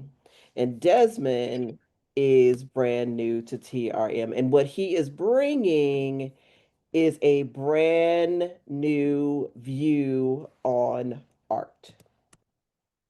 Yeah. Yep, a brand new view on art. And we can't wait to see what he is about to show us. Desmond, I'm trying to Yes, find, yes. Can you hear me? Hey, yeah, Regina. I can. Can you turn I can't find you. I was trying to find you to bring you up. I got it. Thank you. Um, Mhm. and we are super excited about having you on. We had so much fun playing with your art. Like all three of us did different looks on different perspective on the generator your app that you created. We all had fun with it. We did different things with it. I ran a lot of images, like I did for William. I ran a lot of images with your app, and I can't wait for you to tell us and actually demonstrate to the audience what your app does, because it is a whole new way of thinking. And Martine has something that she wants to talk about as far as that's concerned. And then, we can't wait to show Yeah, what we done with your app. So I'm gonna let you introduce yourself to the audience, number one, and then talk about your app. So nice. I'm handing it off to All right. Appreciate you. Appreciate you. Thank you. First off, I want to say thank you to TRM. Thank you, Talia, Regina, Martine, for having me up here, giving me the opportunity to talk about the things I do, how I look at MidJourney, and how I create. You know what I mean? So basically, I got into MidJourney and AI about 2 years ago, 2.5 years ago, right around 2023. That was like one of the first big waves, I think, on Facebook. Started out just trying to make cool stuff I seen people really making on Facebook, like all the viral video game characters where they was doing Sonic with the chains on and Peach drinking lean and all that type of stuff. I was trying to like, wow, like how's they doing this? It's pretty cool. So that's really where I came from. And then I ended up finding MidJourney, got into the Discord. Never really been a visual artist. I really can't draw that well. I'm getting better at it with using Procreate and things like that. But I don't really draw. I come from poetry, rap. That's the thing I done a lot. You know what I'm saying? I did a lot of battle rapping. That's really where I came from, you know what I'm saying? So AI was kind of like something that kind of like just shocked me and like was like, wow, I can really do a lot more things with AI, generative AI and visual imagery, you know what I'm saying? So I was doing that stuff alone for a while, just, curating my own style in Midjourney. Prompting, trying to recreate stuff I seen that was cool, getting into different tools, and it's real fun. Like I really just came from a place of not being like a product seller. I just really got into like selling products, creating systems, things like that. But at the beginning, I really wasn't worried about like a lot of that. It was just really like, yo, I think this looks dope. This is fire. Like, let me put this out. And I started, one of the main things I started was I was using Midjourney and I was using Leonardo. But I started with Leonardo. I recreated a bunch of superheroes into like black women with locks. So it was like Spider-Man as a black woman with locks and Superman as a black woman with locks. And that went wild, like viral. And I just started seeing like the potential for like some of the stuff I made and started making a lot of more full body stuff. And then I really got into the other side with Midjourney too, with just the more artistic stuff when it comes to my style. So my main style is like impasto paintings, which is like heavy palette knife textures, a lot of shaved paint, a lot of paint edges, real heavy paint textures. That's kind of like what I still consistently do to this day. Is like really the same prompt structure I started with. It's just kind of evolved with how I use Midjourney and how I deviate, from a prompt. You know what I'm saying? But I was doing a lot of that stuff alone. Like I said, Facebook, just doing it, doing it. Then I kind of came over to started posting more on TikTok. Got a lot of traction on TikTok, but now I started actually interacting with people on TikTok as of late, which really started back in like May, June this year. Started going live, and that's when really I found the people that I'm in the AI mob with. As you can see, background, you know what I'm saying? I'm glad I got that down. But yeah, AI mob. So that's the school community I'm a part of. That's where I teach. That was created by Ebony with Tanya, and that basically was started by us just going live on TikTok. They was just talking about AI. I came in and just started kind of doing stuff with them, and we was like, "Yo, we can really turn this into a thing. Why don't we just, make this real?" You know what I'm saying? So I didn't even know how to do a generator before I got on Ebony Live, and I learned how to do a generator there, and now it's like transgressed into now how I am with Gemini and Claude Code and other things like that, just vibe coding and app development. Period. So, which was something I was interested in, but you know, understanding it from a different perspective kind of gives you uh, a little bit of a different like pathway to like get started. You know what I mean? So that was pretty cool. Yeah, so that leads us to like where we are now, right? I'm really here to show one of my generators off that I made. I didn't expect it to really be as like a essential or probably like as useful as it is turning out to be, you know what I'm saying? But I've been involved in it. It started in Canva code, brought it over to Gemini, and it's evolved from there. So that's really what I'm here to show. Chromatic illusion weaponizer. It's a wild name, but it's really just a really great generator to help you kind of go left when you create things in these art generators. Go left. We always gonna go right. We're always gonna go straight, right? We know like we got like even things like the prompt we just got from um Will. That prompt was like amazing. It's got like a lot of great information in there relating to like cameras and stuff like that. But a lot of that stuff is like it's kind of like it's something if you want to look for camera information, you can kind of get that way, but you're not gonna put it the way he put it. But you can kind of find these words like if you look up what a a Canon camera. You've heard of a Canon camera. But like some of the things I tried to put in mine as opposed to even like a lot of other generators I've seen was just like more so I just got mad like scientific. I was putting words I ended up making words out here. I don't even know what they mean. I don't even know how they relate. I don't like I'm being honest. I don't really know what it's very scientific. I'm not extremely that intelligent to know what all these things mean. But when you put them together and the way MidJourney works and the way it kind of works in the same way kind of Google works like a search engine. That's why his prompt works so well. That's why I ran it so many times. It's such an amazing prompt. And because it has all those tokens in there. So when you're able to like get different types of tokens and add those to your creation, depending on what you're making, like if you're making Christmas cards or if you're making tumbler wraps, you can get some really like unique designs. You know what I mean? Some really off the wall things that you're not gonna go in there and type in like velocity fields and RGB color wave and all these things I put in there. It was really to play with light, play with illusion tactics, play with like scientific terms, and things like that. So yeah, that's really where I created that from. You know what I mean? Because I'm not too technical. I'm more surrealist and abstract when it comes to how I create my stuff in MidJourney, even with AI. Period. Unless I'm doing something specific, like in chat or something like that. But I'm a little bit more surrealist and abstract. I kind of like more kind of guiding it and kind of working backwards from like what it'll give me, and then probably going in and adding something to it from there. You know what I mean? So a lot of these things I use this generator to create a lot of pictures. I create mood boards from, right? So this a lot of these will be start bases for mood boards, and then that mood board becomes like a whole nother weapon, right? The chromatic illusion weaponizer becomes a whole nother weapon that you can add to your arsenal, and then you can use that to throw on top of your Christmas cards designs. If you was smart enough to get some of the GPTs that was on here, you could throw it on some of the stuff that comes out of wheel stuff.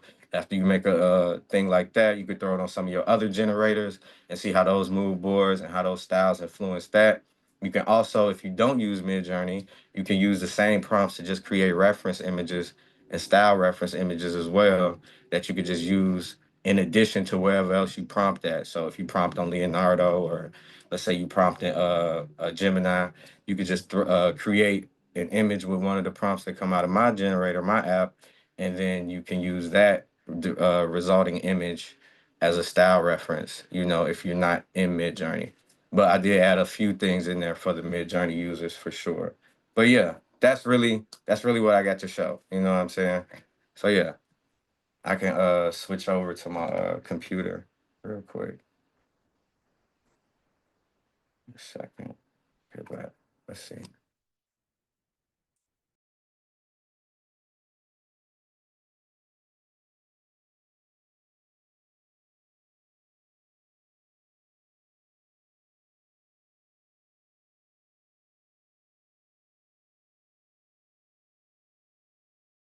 Can y'all hear me?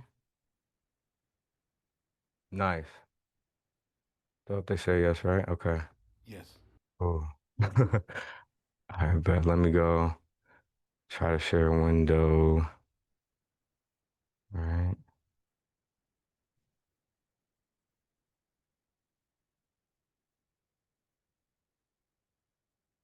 Okay, cool. Trying to figure out, is there a way I could crop this or no? I could just, is there a way I can crop what I'm showing? Mm. Do you want to not show the prompt, or what do you not want to do? Just when I go to, I don't want to show the. But actually, it doesn't. It's all right, actually. It'll be fine because I'll just full screen it. I'll figure it out. Hmm. It'll be fine. All right, you can see it though, right? Oh yeah, we got it. Cool, yeah. Okay, cool. Yeah, I'll just full screen that joint. Will be all right. Cool. All right. So This is my MidJourney. This is what I was just doing with Will's prompt, right? We all know we was probably all running that amazing prompt. I look at a prompt like a piece of clay, like a dude, what is it, a potter? I don't know what they call him, but somebody who makes clay, makes pots out of clay and stuff, how they would look at like a piece of clay before they start molding it, right? It can be different pieces of clay. It could be a short, like smaller piece. It could be a longer piece. But in addition, it's really a piece of clay. It's really what you do to it, in my opinion, that's gonna transgress the best stuff out of it, right? And that's what you could do with these mood boards that come out of here, right? So let me just double check. Make sure my keyboard working. Okay, cool. So I already made a few. I'm gonna show you guys what I made before we get to it. I already made these from my generator. I was making these while I was waiting.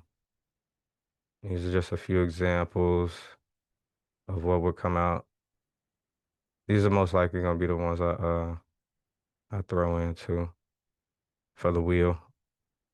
But yes, so here we go.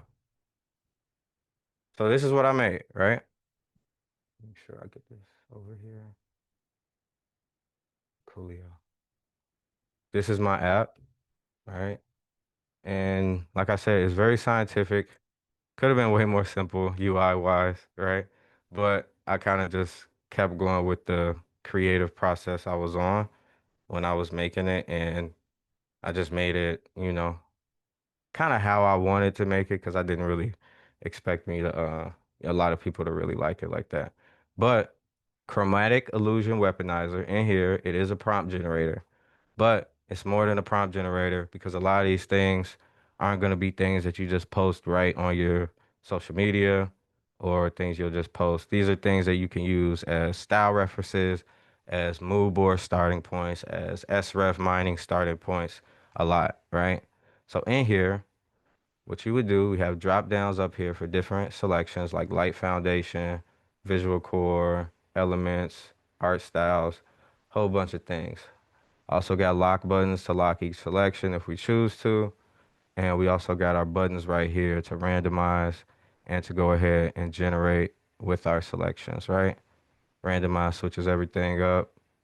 I also threw a lot of SREFs in here. Here's the cool part. I found a really, really cool way, really, really easy way to harness the power of the new Style Explorer that's on MidJourney and get a lot of SREF codes from them at once.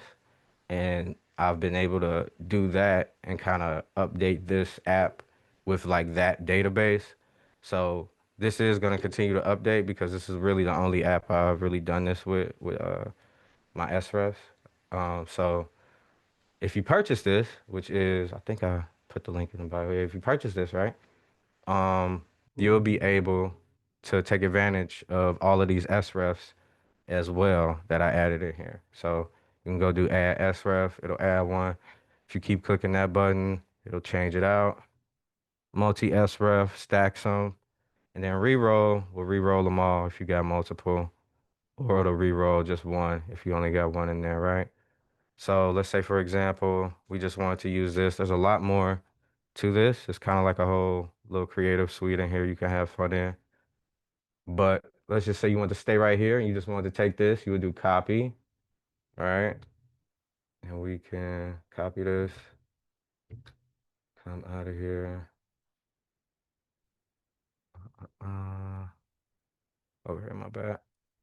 And then you would just go over here and paste it like that.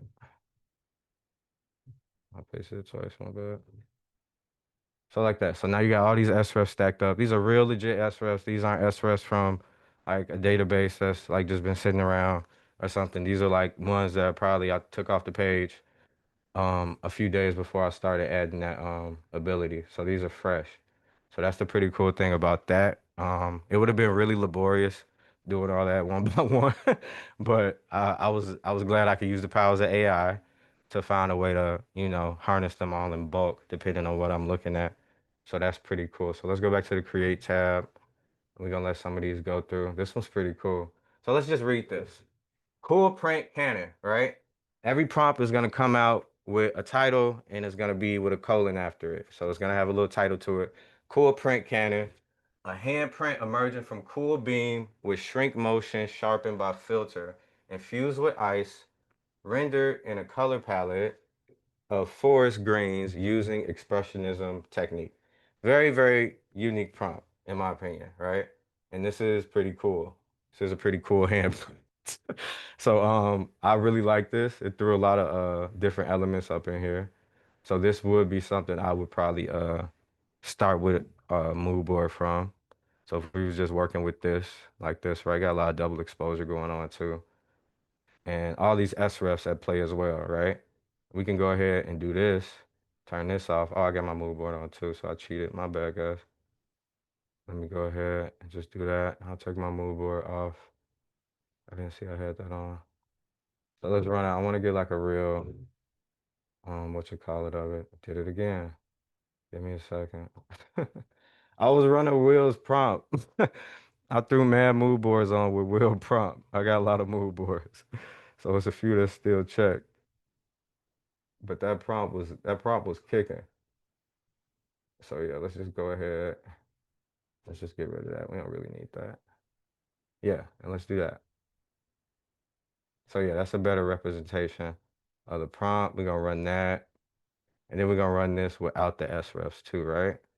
We're gonna keep my style settings on. And that's the thing here too. This is like a really unique piece of clay. Using my app is like getting a piece of clay from like some wizard or something, like from like some scientific wizard that's like, you could really, this is like a nice start off, you know what I mean? You can go mad different directions with it. You can direct it the way it's supposed to be direct, or you could try to take it and flip it more a different type of way. Like now we got this pretty cool double exposure of some type of favela in Brazil through this handprint, which is pretty dope, right? So that would be something I would probably use as a mood board too. And then we got this nice aerial view of some like stone hand and some forest. That's pretty sick. And these are the ones without the SREFs. With the SREFs, yeah, that was with the SREF. With the SREFs, you see the double exposure. You can see the other elements it adds in. Look at that one. That would be cool if they had more of her gaze in there. But I see what they was trying to do, right? That's pretty cool. So you could use a lot of this to direct your art style, no matter what type of props, what type of products you're selling, what type of prompts you're selling, whatever you're putting your designs on. If you're making product guides or whatever, right? Let me go ahead and do this so we can get back to it. So that would be something I do. I would go like right here if I want to pick this one. I would variate off of this several times. And now you got a mood board of this type of aesthetic, right? But this is very specific because it's a hand. So let's get a little bit more abstract, right? Let's go back here. Let's randomize a little bit more.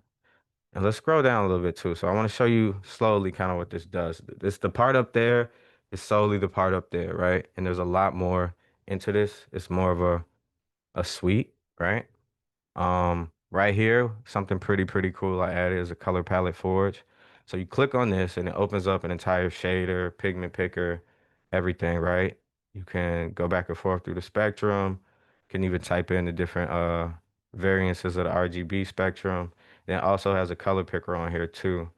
So if you had like another window open to hover over, or if I wanted to pick a color from like up here on my bookmark bar, like that purple, I can pick that purple like that, right? That's pretty dope. So now I can use that purple and I can generate a color palette. And there's also different types of color palettes too. I'm not gonna get in and explain what all of them mean. Um, but monochromatic is one that usually centers around, one color, you know what I mean? Monochromatic, right? So that's basically what that one does. And as you can see, we get more of a palette that's centered around that purple, right? We also can add base colors in here as well. So if I wanted to, I can go and double up on the purple and change the purple shade. You get another monochromatic one, right? The thing of what you could do with these in here, right? As you can see, you can hover over them, you get the hex code. That's pretty cool. But what you want to do is name the colors, right? So you have two different ways to name them in here, creatively and descriptively. You name your colors, And once you name them, it assigns names to them in the app. So right here, we did the creative one, gave us this creative names, and then we can go ahead and weave these into this prompt. So these colors are going to get added into this prompt after I press that, right? So now you can kind of upgrade your prompt with colors, depending on what color palette you generate, right? And as you can see, it adds the name of the colors in there, even the creative ones. We could do it with descriptive again and rename them, right? Just if you want more, you know, basic color names. Here we go, right? Did it change it? Yeah, I think it did. Yeah, because the other ones were way different. Yeah. So we got royal purple, bright magenta, midnight purple, deep purple, dark purple, right? Because they're all different shades of purple. So it kind of kept it more simple with that. So I can also weave those in as well. But I can copy this over to here and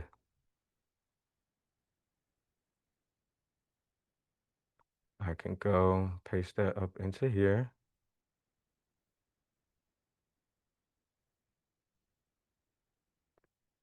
And then we're just gonna see like how this comes out. This is a good way to, you know, kind of go left, right? Because MidJourney is very, very imaginative. It thinks on like a higher level than a lot of other art generators. So depending on what you put into it, especially like the way I had to generate the app formulate the prompt, it's a very good formulation, right? So like look at this. This is very cool. This is like a golden ratio spiral MC Escher staircase type vibe, right? So this would be a really nice thing to start a mood board off of because if I just keep going here and I just vary strong a bunch of times off of here, it's gonna be a bunch of staircases spiraling mad different ways. I could use that for a mood board and then go back to my original prompt structure that I do, create some wall art, create something pretty cool with some of these spiral patterns and textures, right? And as you can see, like this is a whole mood board right here. Look at that. It's super fire. It takes a lot of the thinking out. It gets you to like something that, you know, a scientist probably would want to type in, but you know, for you, you could use this in all the different ways that you choose to use it, you know, as a creative, right, in this industry. So that's the pretty dope part. So with this, even in here, there's more things in here. I can AI craft this. I could choose to craft the prompt from some of these selections without generating it as well. And then I can also generate variations of this prompt that's already in there. So like if you wanted 3 different versions of it, you can go ahead and generate that. And once you press that, it'll triple up on it. And as you can see, variation 1, 2, and 3. And if I want to save it, you can archive it like that. It'll give you a little message telling you to archive 3 new weapons. And if you have a color palette chose, it will save the color palette with it as well. So for example, if I generated something different, right? And I load, you see how that color palette went back up in there? And also the prompt will go back up in there too, right? Depending on which one I pick. So that's another cool thing too. Saves all 3 of those prompts. Down here, next to the archive illusion, since we're down here, a lot of presets. You can just click on these and it'll pop in prompts for you that will be a little different than the ones that you'll just randomly generate. So it's just a cool little way to just go down here and like pick stuff if you want to just select some of these real quick. But there's a lot of options you have with this as far as the variants of prompts that'll come out. A lot of different drop down menus in here. Rope twist, prism split, optical illusion, tessellation, um, kaleidoscope mandala core. That's gonna be wild, right? A lot of things over here. Moire pattern, interference, row movement, a lot of really scientific, really technical stuff, right? And then we got a lot of different art styles on here too that you could throw on too, right? If I don't like none of these, if I want no art styles, I can lock down the none option, lock down on no, and it won't select the art style when I generate. So that's pretty cool if you want to just go a specific way with one of these. But I wanted to make it for people to kind of get into a rabbit hole. I feel like I Mhm. made it fairly simple but it's definitely like a rabbit hole starter, kind of push you into that lane of you going a completely different way. Um, I think the thing that so I like yeah. about it, Desmond, is that it gave me the ability to paint with light spectrum, right? So, um, and like all of the different things that you placed within the GPT, from how to weaponize light, the color palettes, even the randomizer that gave me some things that I wouldn't have normally prompted for. It was really great. Like how I was able to take one thing that you gave, put a layer on top of it, and make it into something else. It made it really easy to do so. Even the color palettes, playing with the color palettes and adding those color palettes into the art is a game changer, for you to be able to do that. Also, you can download those color palettes, for yourself, and for your customer base for them to work with. It is absolutely phenomenal, because you just hit that button, you download that color, you export that color palette as an image, and bam, you have it archived for yourself so you can go back to it. I absolutely love that about your app. Yes. Thank you very much. Thank you very much. That is definitely a feature that is available. I don't know if I closed my window. I closed my window, right? I was trying to Uh, show No, you you're guys. yeah, still sharing. I got you. Oh, were you Got able to you. see it? Oh yeah, Yes. we were completely able to see Look, you Okay, working yeah. the app. we Yeah. were Right. wilding out when we saw that we could download those color palettes. It was like, oh my God, you Can can you see the picture on my screen now or no? Oh No, no we no. can't. No, no, no, no. Nope. Okay, No, bet, you're bet, bet. not I gotta sharing probably anymore. reshare. Yeah. Mhm. Okay, cool. But we love My the bad. download, the color palette. That was amazing. And I don't know, yeah, being able to download that color palette from, Yeah, I so was like, I that's what don't it looks never, like. yeah, I like that a Exactly. So lot.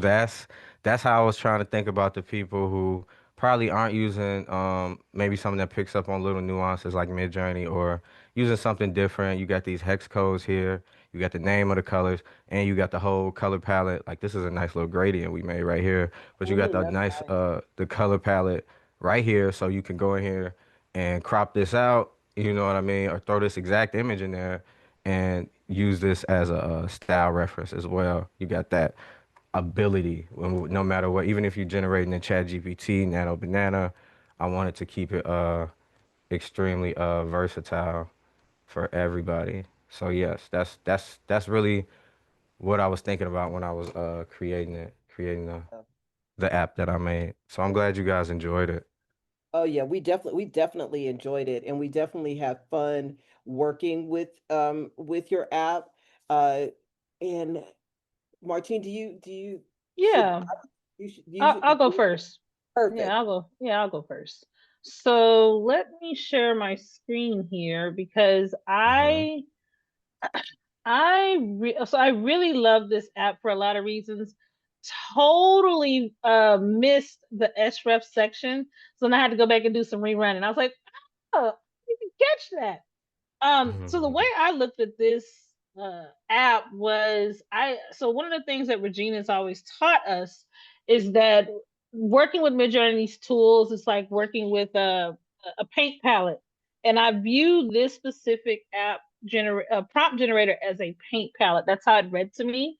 And so I immediately went to the color palette here and started picking out my colors, and generating a palette. And then I actually worked my way back up. And guys, just like Desmond said, I didn't necessarily know what all the words meant, but I definitely pulled to what I was drawn to. So if I felt like I'm a sparkly girl, anybody knows me, I like the sparkle shine, I like bright, I just pulled from it. And I really just picked concepts that even if I wasn't sure what it would look like, I was like, I'll give it a try, and just see what happens. So I didn't generally didn't pick from any um particular place, but I just allowed kind of my hand to do the work, just like if I was painting in real life, to be frank. Yeah. And so I did that, and then I selected weaponize, right? I added the SRF piece because I hadn't messed with that before. I also want to note that during at least this session, you can actually archive the things that you like. So here's one I did earlier. And so then I just copied these prompts and really started to see what the prompts could do. In particular, let's put this one in while we'll look at some other things while we wait.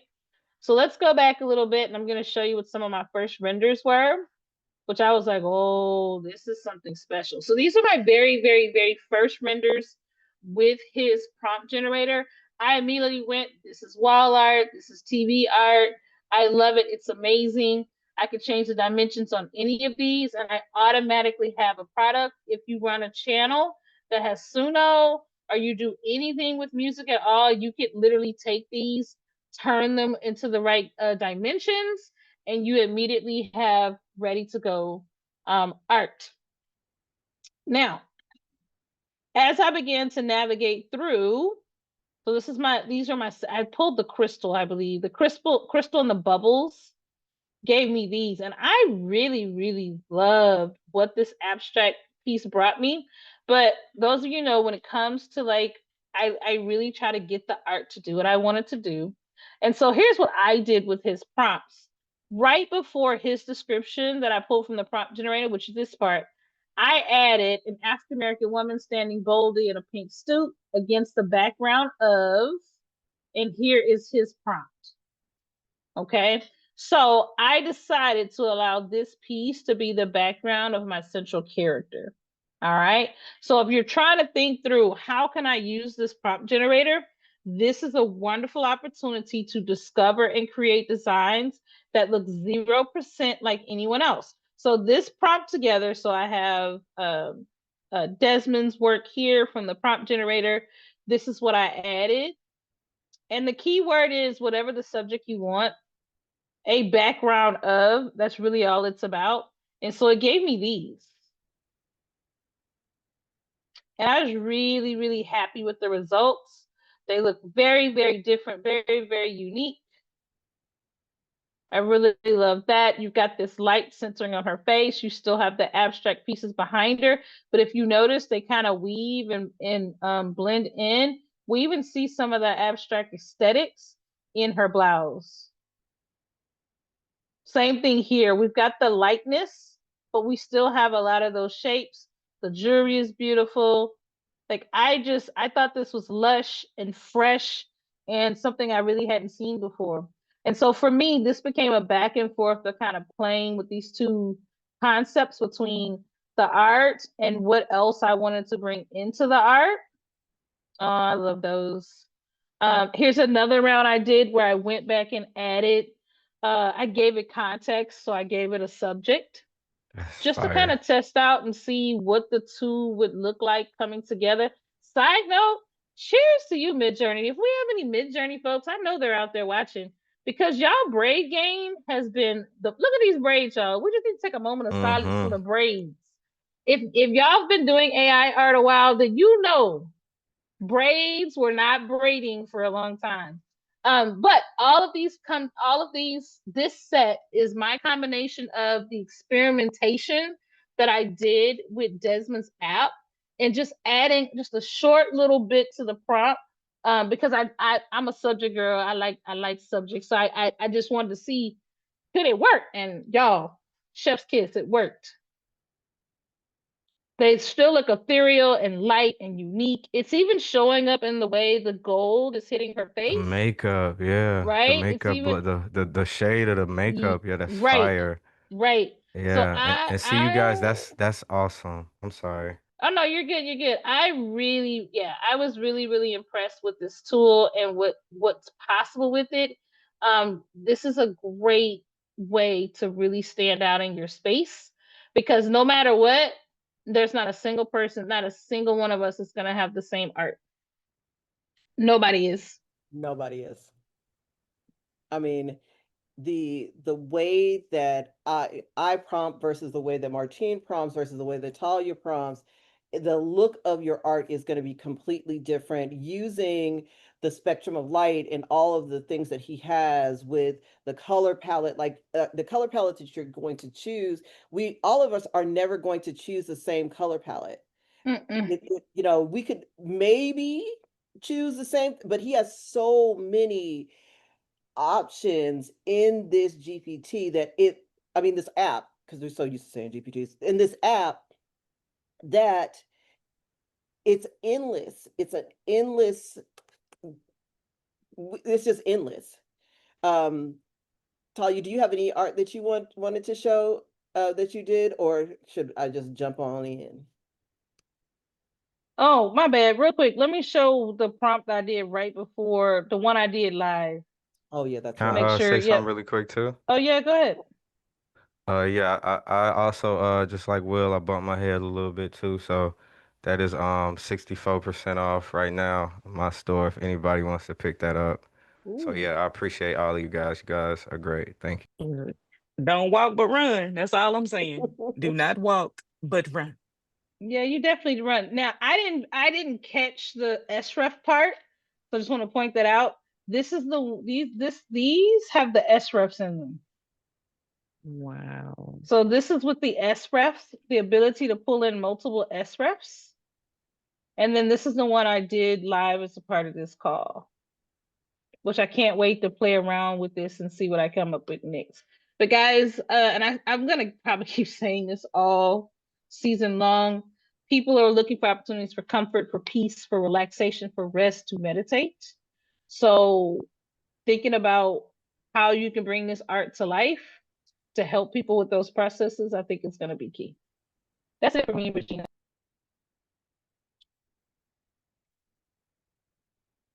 Well, thank you, Martine. Talia, bring your Oh, artwork I'm up now. child. I didn't generate as much as you guys did. So let me just say that because y'all really did it. I didn't do as much, but I did enough. Let me try to get over here.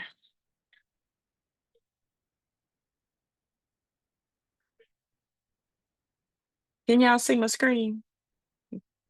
Y'all know my internet is a little lagging over here in these parts.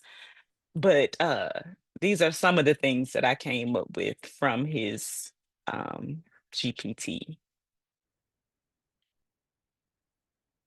Let me go up a little further because I turned some of them into video. But do y'all just see the details of it all is what's driving me completely insane. Is this a video? I did turn a couple of them into videos, so it's gonna be some That one in social the media middle is a content. video. Yeah. These, here they go.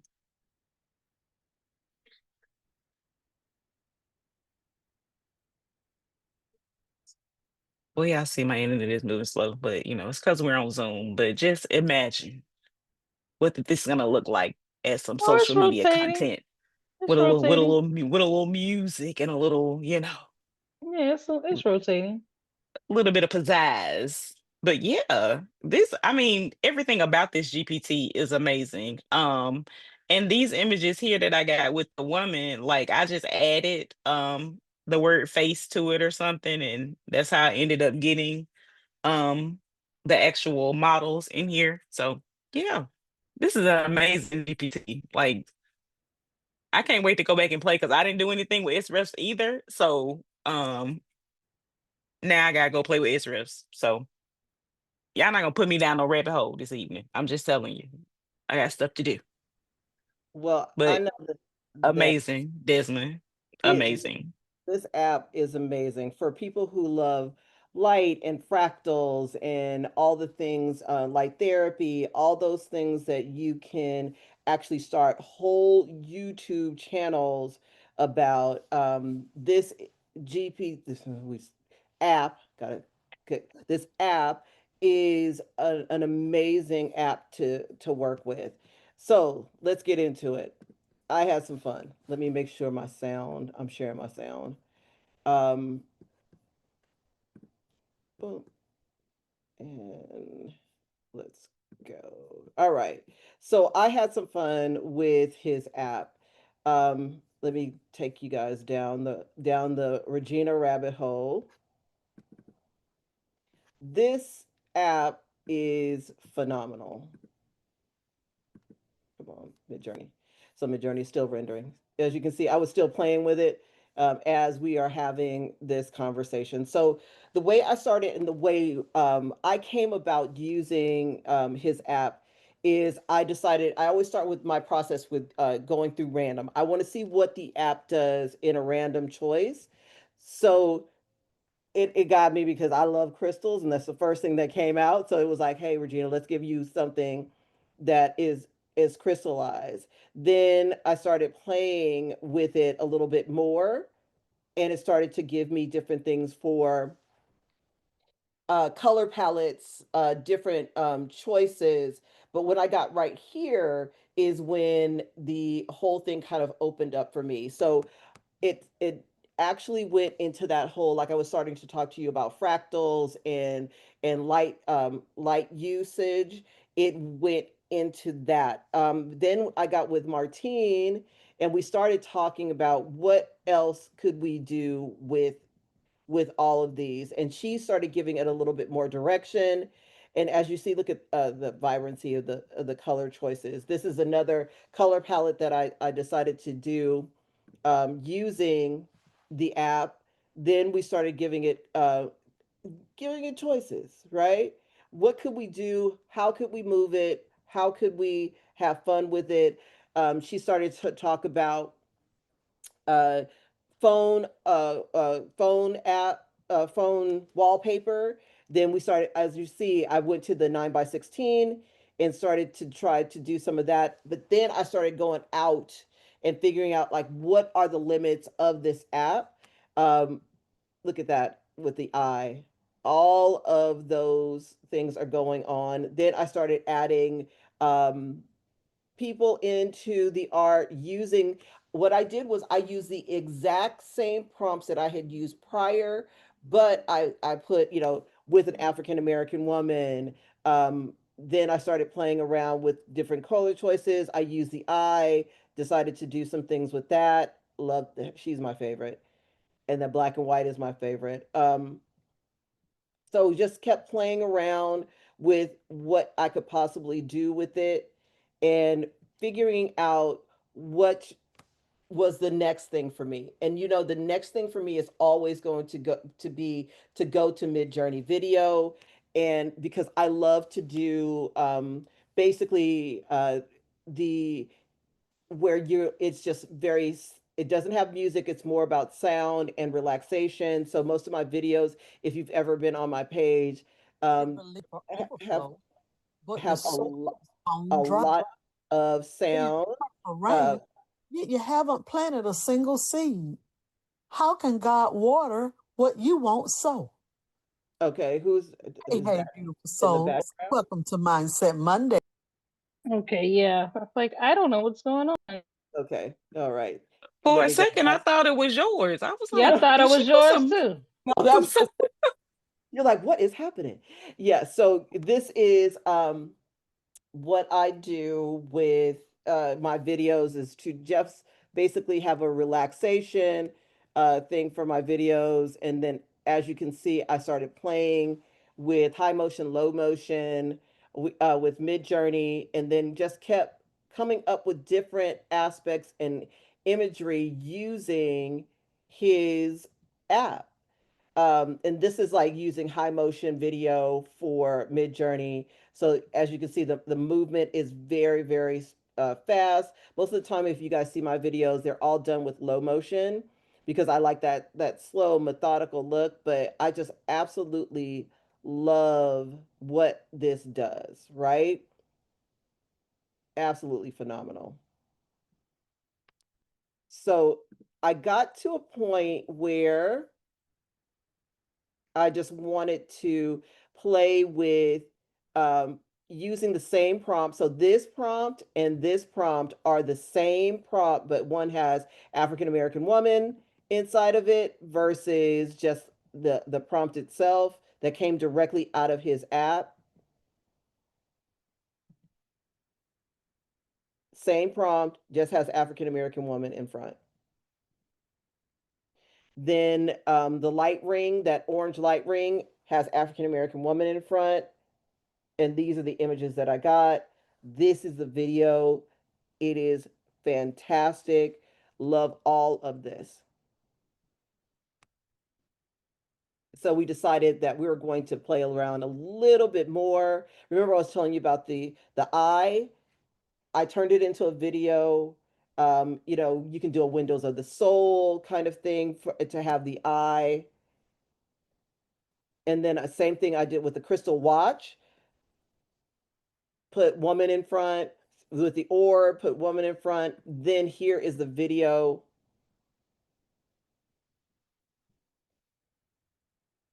That MidJourney created.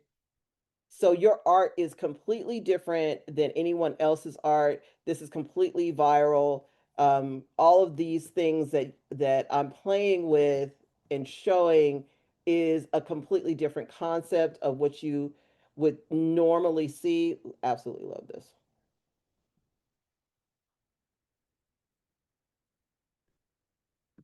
And just to keep very much. playing around with it, even for wearable art pieces. This was the concept that I decided that I thought would be great for a wearable art piece. And then I don't know if you guys have gone on to Martine's page, but there's a wonderful video. This is another one for a black hole for you sci-fi people that like me. I love a good black hole. But then I started playing with light and shadow and bringing in animated objects with the video.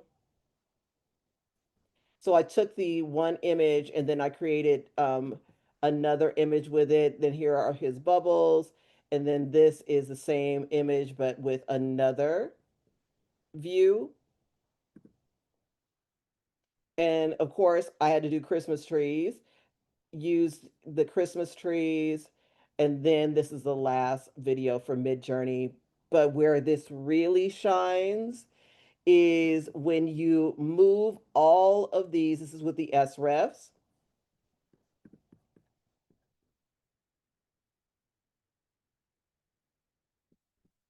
Where this really shines is when I move it over to VO. So when I'm moving it over to VO,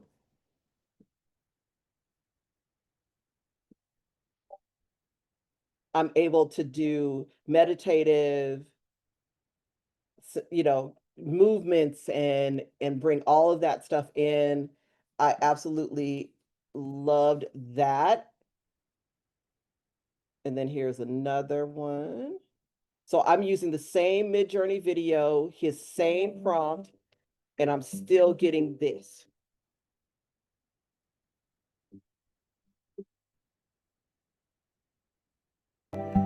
All of you guys who like to do meditative art and all of that, this is another great one.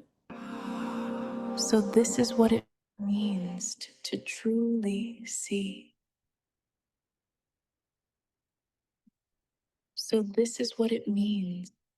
So you have all of that you're able to do within VO.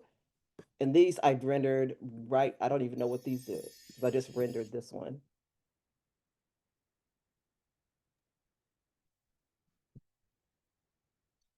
So you're able to use his app to do so many amazing things.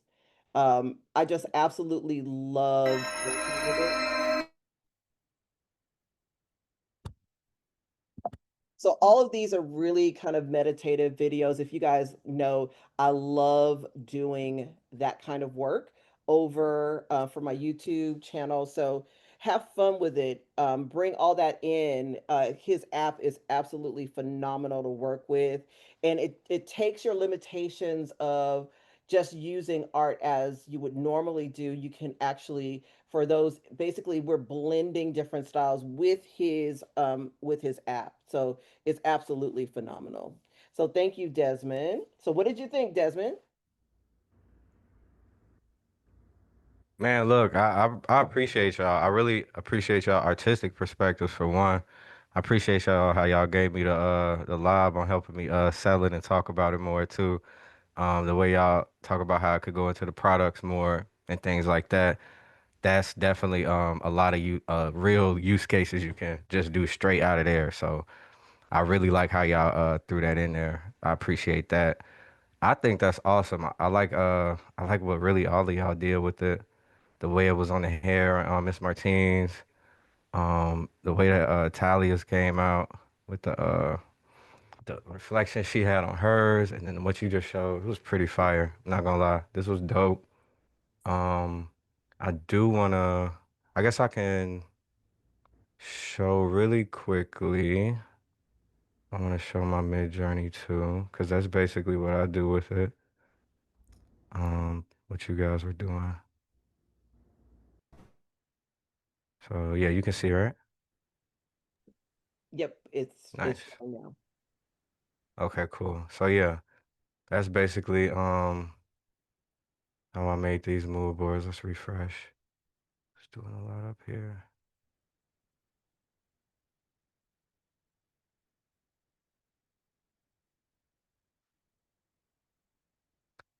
Let me in, let me in. Bro, you did so good. It's gonna ask you if you're a human or not. Man, I swear I had all these tabs open, man. So these are three mood boards at the top that will be added to the wheel that they'll spin later, I believe. For everybody that did what they said, right? So these were all created using my app that I just used. I was making these right now. I really like these.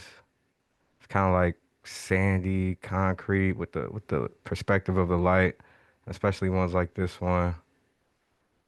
Kind of give like a uneasy perspective. There was another one that I believe was in here, but I think yeah, I think these were it. Like the way this light is just shining through. I think that's pretty dope. So that's something I was using on Will's prompt and on a few other ones too. Give it a second before I got Will's prompt. So yeah, here's an example. Here's an example of this one. This is another mood board. These really nice, like kind of like a parallax a little bit, sideways explosion in the galaxy. And I like using the word cat a lot too when I run like things. I'll just do the word cat and just see like where it takes it because it'll do a lot of crazy things. It'll be a great way for you to see the form of what the extras do. So this was like all three. With one of my older prompts too was what I was making through one of my older prompts in with all three of the mood boards I made. And then I was also running them individually though. If I go back. Yeah, so this was the one I made from these. Got a lot of these nice like arc light type things, reflections, light patterns. Really dope. So then I threw that one. This was the sand one though. With that nice sand. Really dope. But this was the arc light one. And then it teaches you a lot about mood boards. So you make a lot of mood boards from these. You can see it's centering because of the prompt. It's centering like the focal perspective at the top because of the pictures that I put in there. A lot of them are centered at the top. You know what I'm saying? So it's gonna play off the mood board too. The way that you structure it. Even if you throw a lot of chaos on it, we can still see that her head's kind of always at the top of these because of the strength of the mood board. And then you can see this one. It's kind of like she's on the ground, right? Kind of like a downward perspective, face kind of like, even if it don't look like she in the ground, it's still kind of like a downward angle. You know what I'm saying? Cause of that mood board was with that sand. So yeah, that's really a lot you could do with this. These mood boards, I don't know how I should give them to y'all. I'll put them in that chat, I guess, so you guys can get the codes and put them in the Sure. wheel. So are you going to give it to everyone, or are you just going to give the mood boards to just 2 or 3 people? Prize winner. No, yeah, however you guys did the wheel. Yeah, I was so gonna just put go ahead a and three pack. send, Martine is going to send you a message and just give it to her directly, and then we will definitely get that out to the winner. Awesome. Okay, great. I'm Okay. gonna stop sharing. Yeah, I'm gonna stop sharing right now. But thank you guys. Thank you guys Oh, for you're allowing me to feature You're on welcome. here. welcome. You You're have an welcome. amazing app. Mhm. Amazing. It is absolutely amazing. I think the thing that we all really need to be aware of is that art is an expanse, right? So we're so used to seeing art in a certain particular way, but art is an expanse. And the more tools that you have, the better you become as an artist. You are able to place different things into your prompts. You're able to have different perspectives in your prompts, different types of mood boards that you're going to put together. So art is an expanse. So it just keeps getting bigger and bigger and bigger and bigger the more that you learn. And when you have tools like the one that Desmond gave us, that he has created, uh, it allows you to stop looking at yourself in this little small box, your art in this little small box, and it gives you another tool to add to that. And when you have all your tools together and all the things, you start to learn and become great. It is one of the things that I am really proud to say that Martine does really well, is that she masters tools, and that she helps to bring and make those things great. And if you have never taken a class with her, I'm sure that she is going to have, this is probably what Desmond has shown, has given her a lot of thoughts on what she might be including in that new class that's coming up next week. Well, it's actually this week. This week. Um, so, Martine, can you tell us a little bit about your class?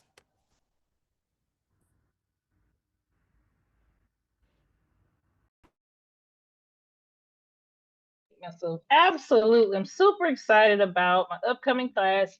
It's called Slay the Cells because back in May, Canva apps, the ability to make your own digital app became available through Canva. Describe, create code for me feature.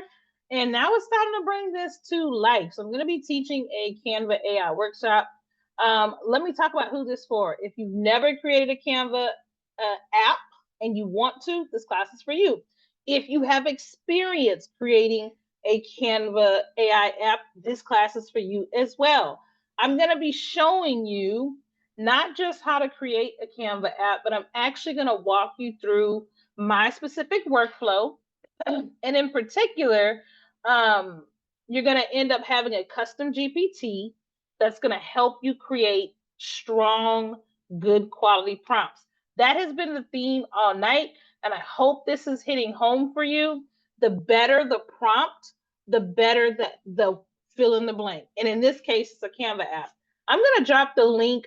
This is a sample one that I did, and I'm going to drop the link in the chat for you to play with. You're not looking at it to use it.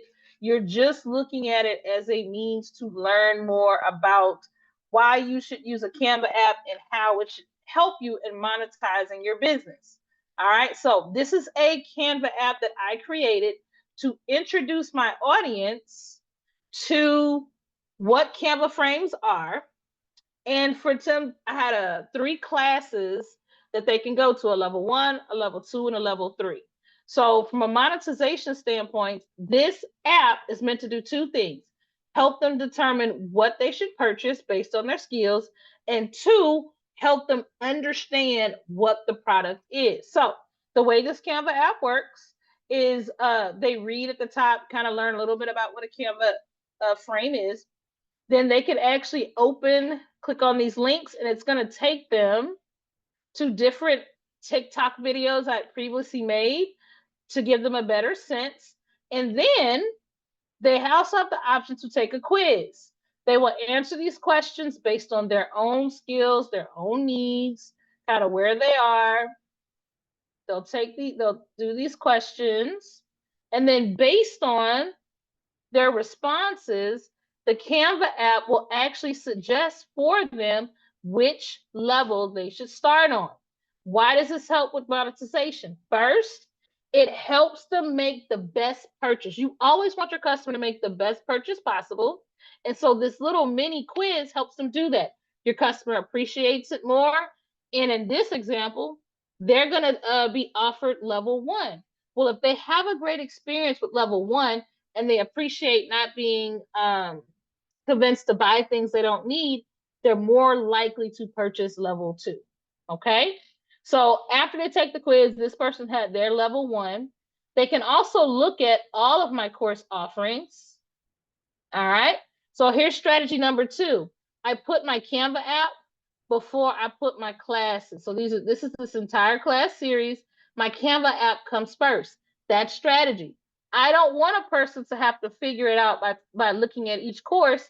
I want them to take the quiz first. So I list it first. All right, let's go back and look. I also made sure to have a section where they emailed me if they had any questions, and they can always take the quiz again.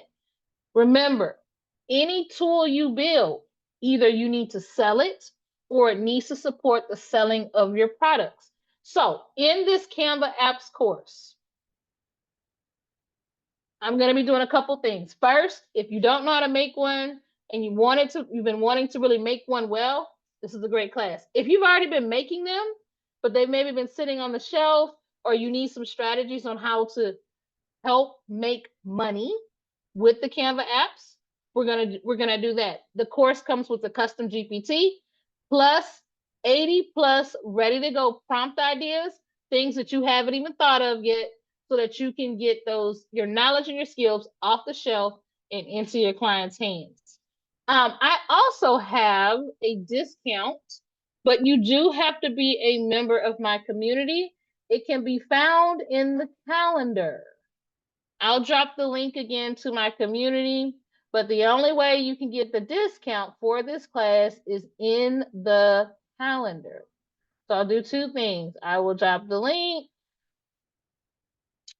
and then I'm going to drop my community link, and make sure you're in my community link so that you can take advantage of that discount. And I'll drop that in there as soon as I find it. And then lastly, I do have a freebie for tonight. I do have a freebie for everybody gets this freebie. This is the whole entire community freebie.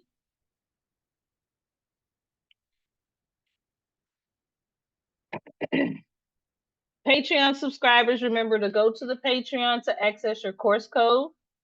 Everyone else, you can grab the link. Talya, will you drop the community link and the class link in the Facebook? And I'm gonna mosey on over to this last thing so we can wrap. If you'll do that for me, that'll help me save a little time. Patreon subscribers, you're good. Don't worry about it. But everybody else, if you want that class link, if you want the coupon, you've got to be a member of my community, and you can find it in the calendar.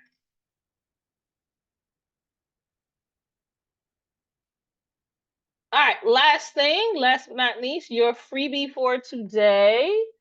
Let's pull up the freebie. I have a new prompt pack that I put out. I'm going to drop it in the chat for you. Here's how this works. You go to the Instagram post, you comment the special word, and I will send you I think it comes with 6 or 7 prompts, something like that. Let's take a look at this art real quick. I've been so happy to get back to art. It's been quite some time. I was working a contract pretty heavy the last couple months.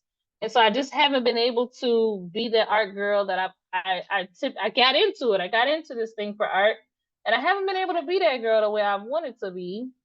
But I'm back, y'all. Cause I got a break from a contract job, so I get to do more art.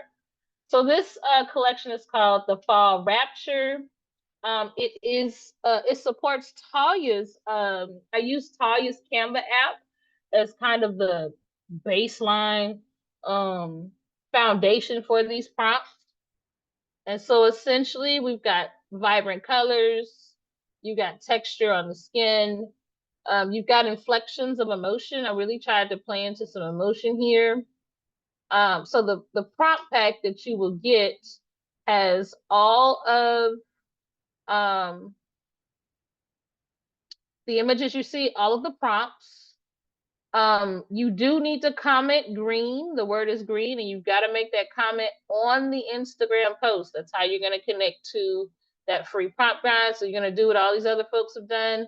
Make sure the word is green. It has to be done here and only here. That's the only way it's going to work. All right. Any questions for me about the class or the prompt guide, the prompt pack? Any questions? Any questions? Okay, that's it for me. Thanks, Regina. Oh, thank you, Martine. If you guys have not seen her prompt packs, they are the most beautiful things. She does a fantastic job with that, allowing you to see how one prompt or multiple prompts within a series can be displayed. It's absolutely phenomenal. I love her prompt pack. So run on over there and comment green so you can get yours. It is absolutely amazing. But we're going to bring her back up again because what? It's wheel time. It's wheel time. And not William time, but for the wheel itself. The wheel itself. So it that Martine is about to bring back up the wheel. I just want you guys to see that this is phenomenal how all of this has worked out. Erica talking about how you're able to use a free something I didn't know. But now the wheel is here. Let's go.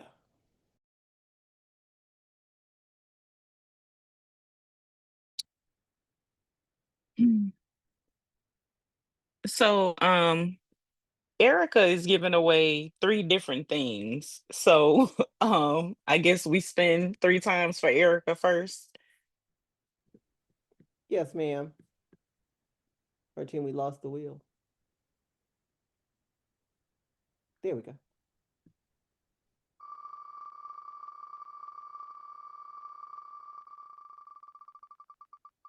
This is for her GPT. Come on, Bridget. Congratulations.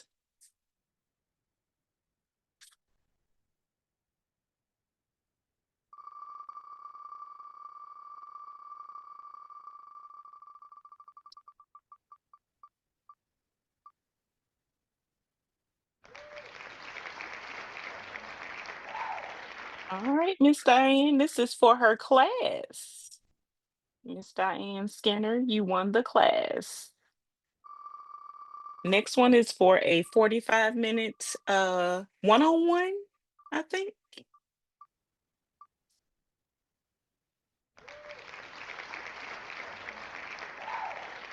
Miss Tamika Horn, congratulations.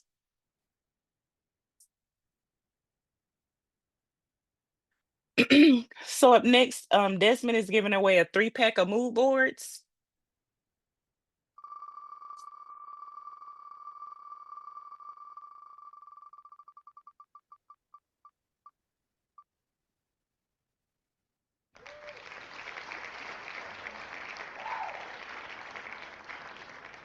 Donna B.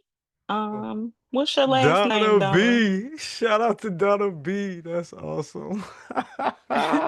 It was all What's meant to Donna's be, last Donna name? B. Is it Brookins? What's Donna's last name? Donna B. If I believe that's is that a different Donna B? I don't No, know. I don't I have a know. it's a Donna B That's in what the I was AI like, mob. That's why I thought it was Donna. I don't okay. know who it is. But that's fire if it's our time. That'll be wild. Yeah, we need your last name, Donna. We need your last name. I'll check and see if she did email as well. We can check and see. Okay, Maybe she may have been an email. gotcha. All right, next up, two GPTs per usual, William.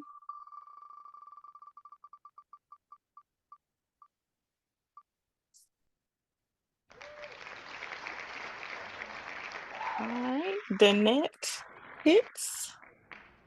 You got one of William's GPTs.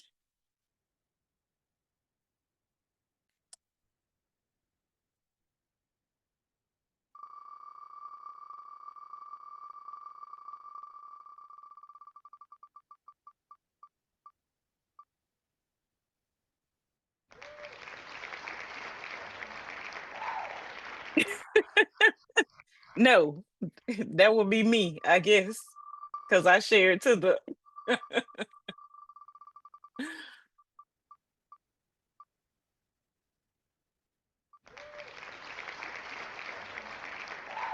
Come on, Charlene.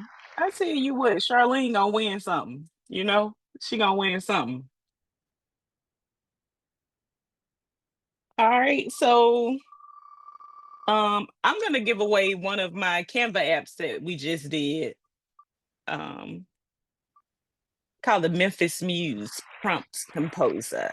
That's gonna be Sonia Kinsey on the Memphis Muse, and I've already tested it, and Oh, baby, yeah, it's great. we It's might talk. great. Well, we can talk about that next week, cause man, that Canva app. Congratulations, Sonia. Um, are you giving away something, Martine? One class seat. Here we go. Okay. What about you, Regina? You say yes. You said okay. Cynthia's already got a class seat. Okay. Let's try it again.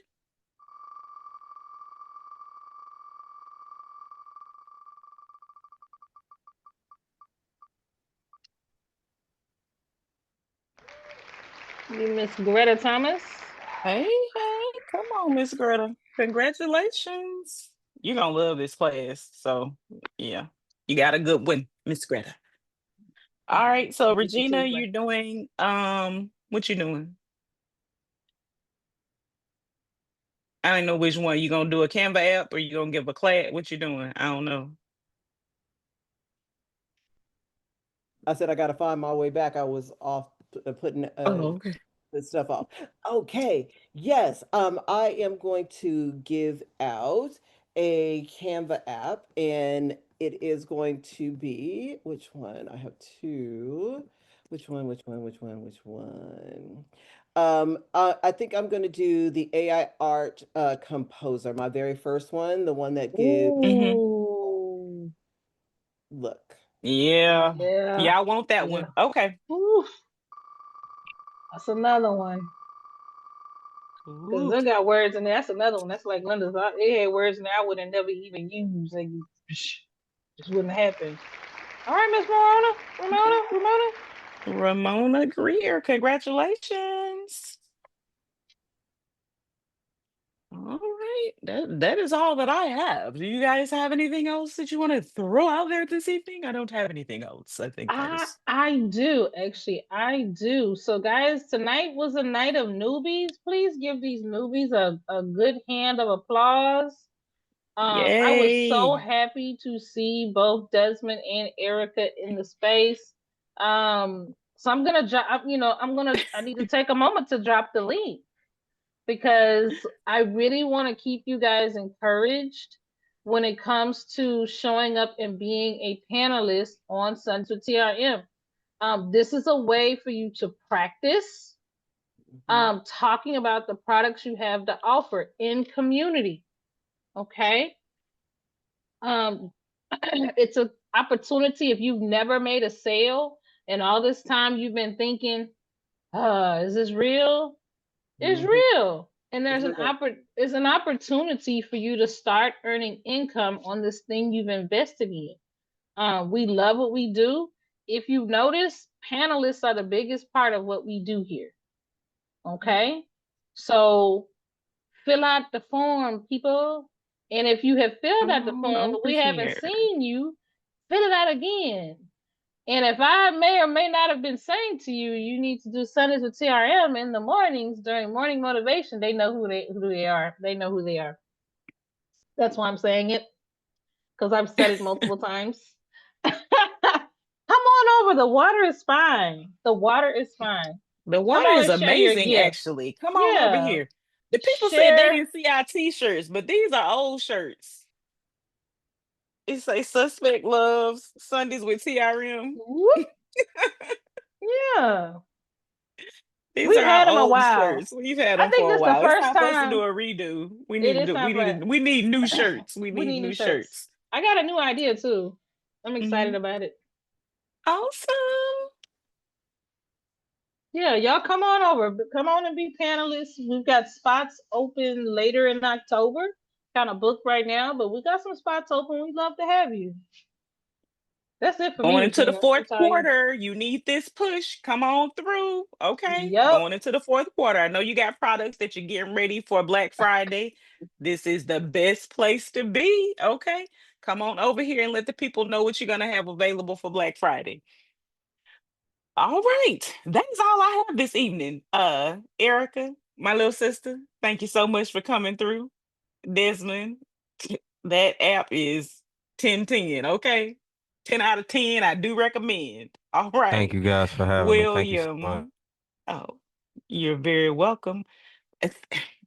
You live here, okay? William, you live here. All right. We love you very much. All right. So I'm gonna let y'all go this evening because we have kept y'all long enough. This has been an amazing show tonight.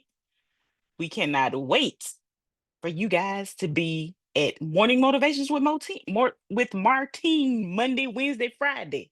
Morning Motivations.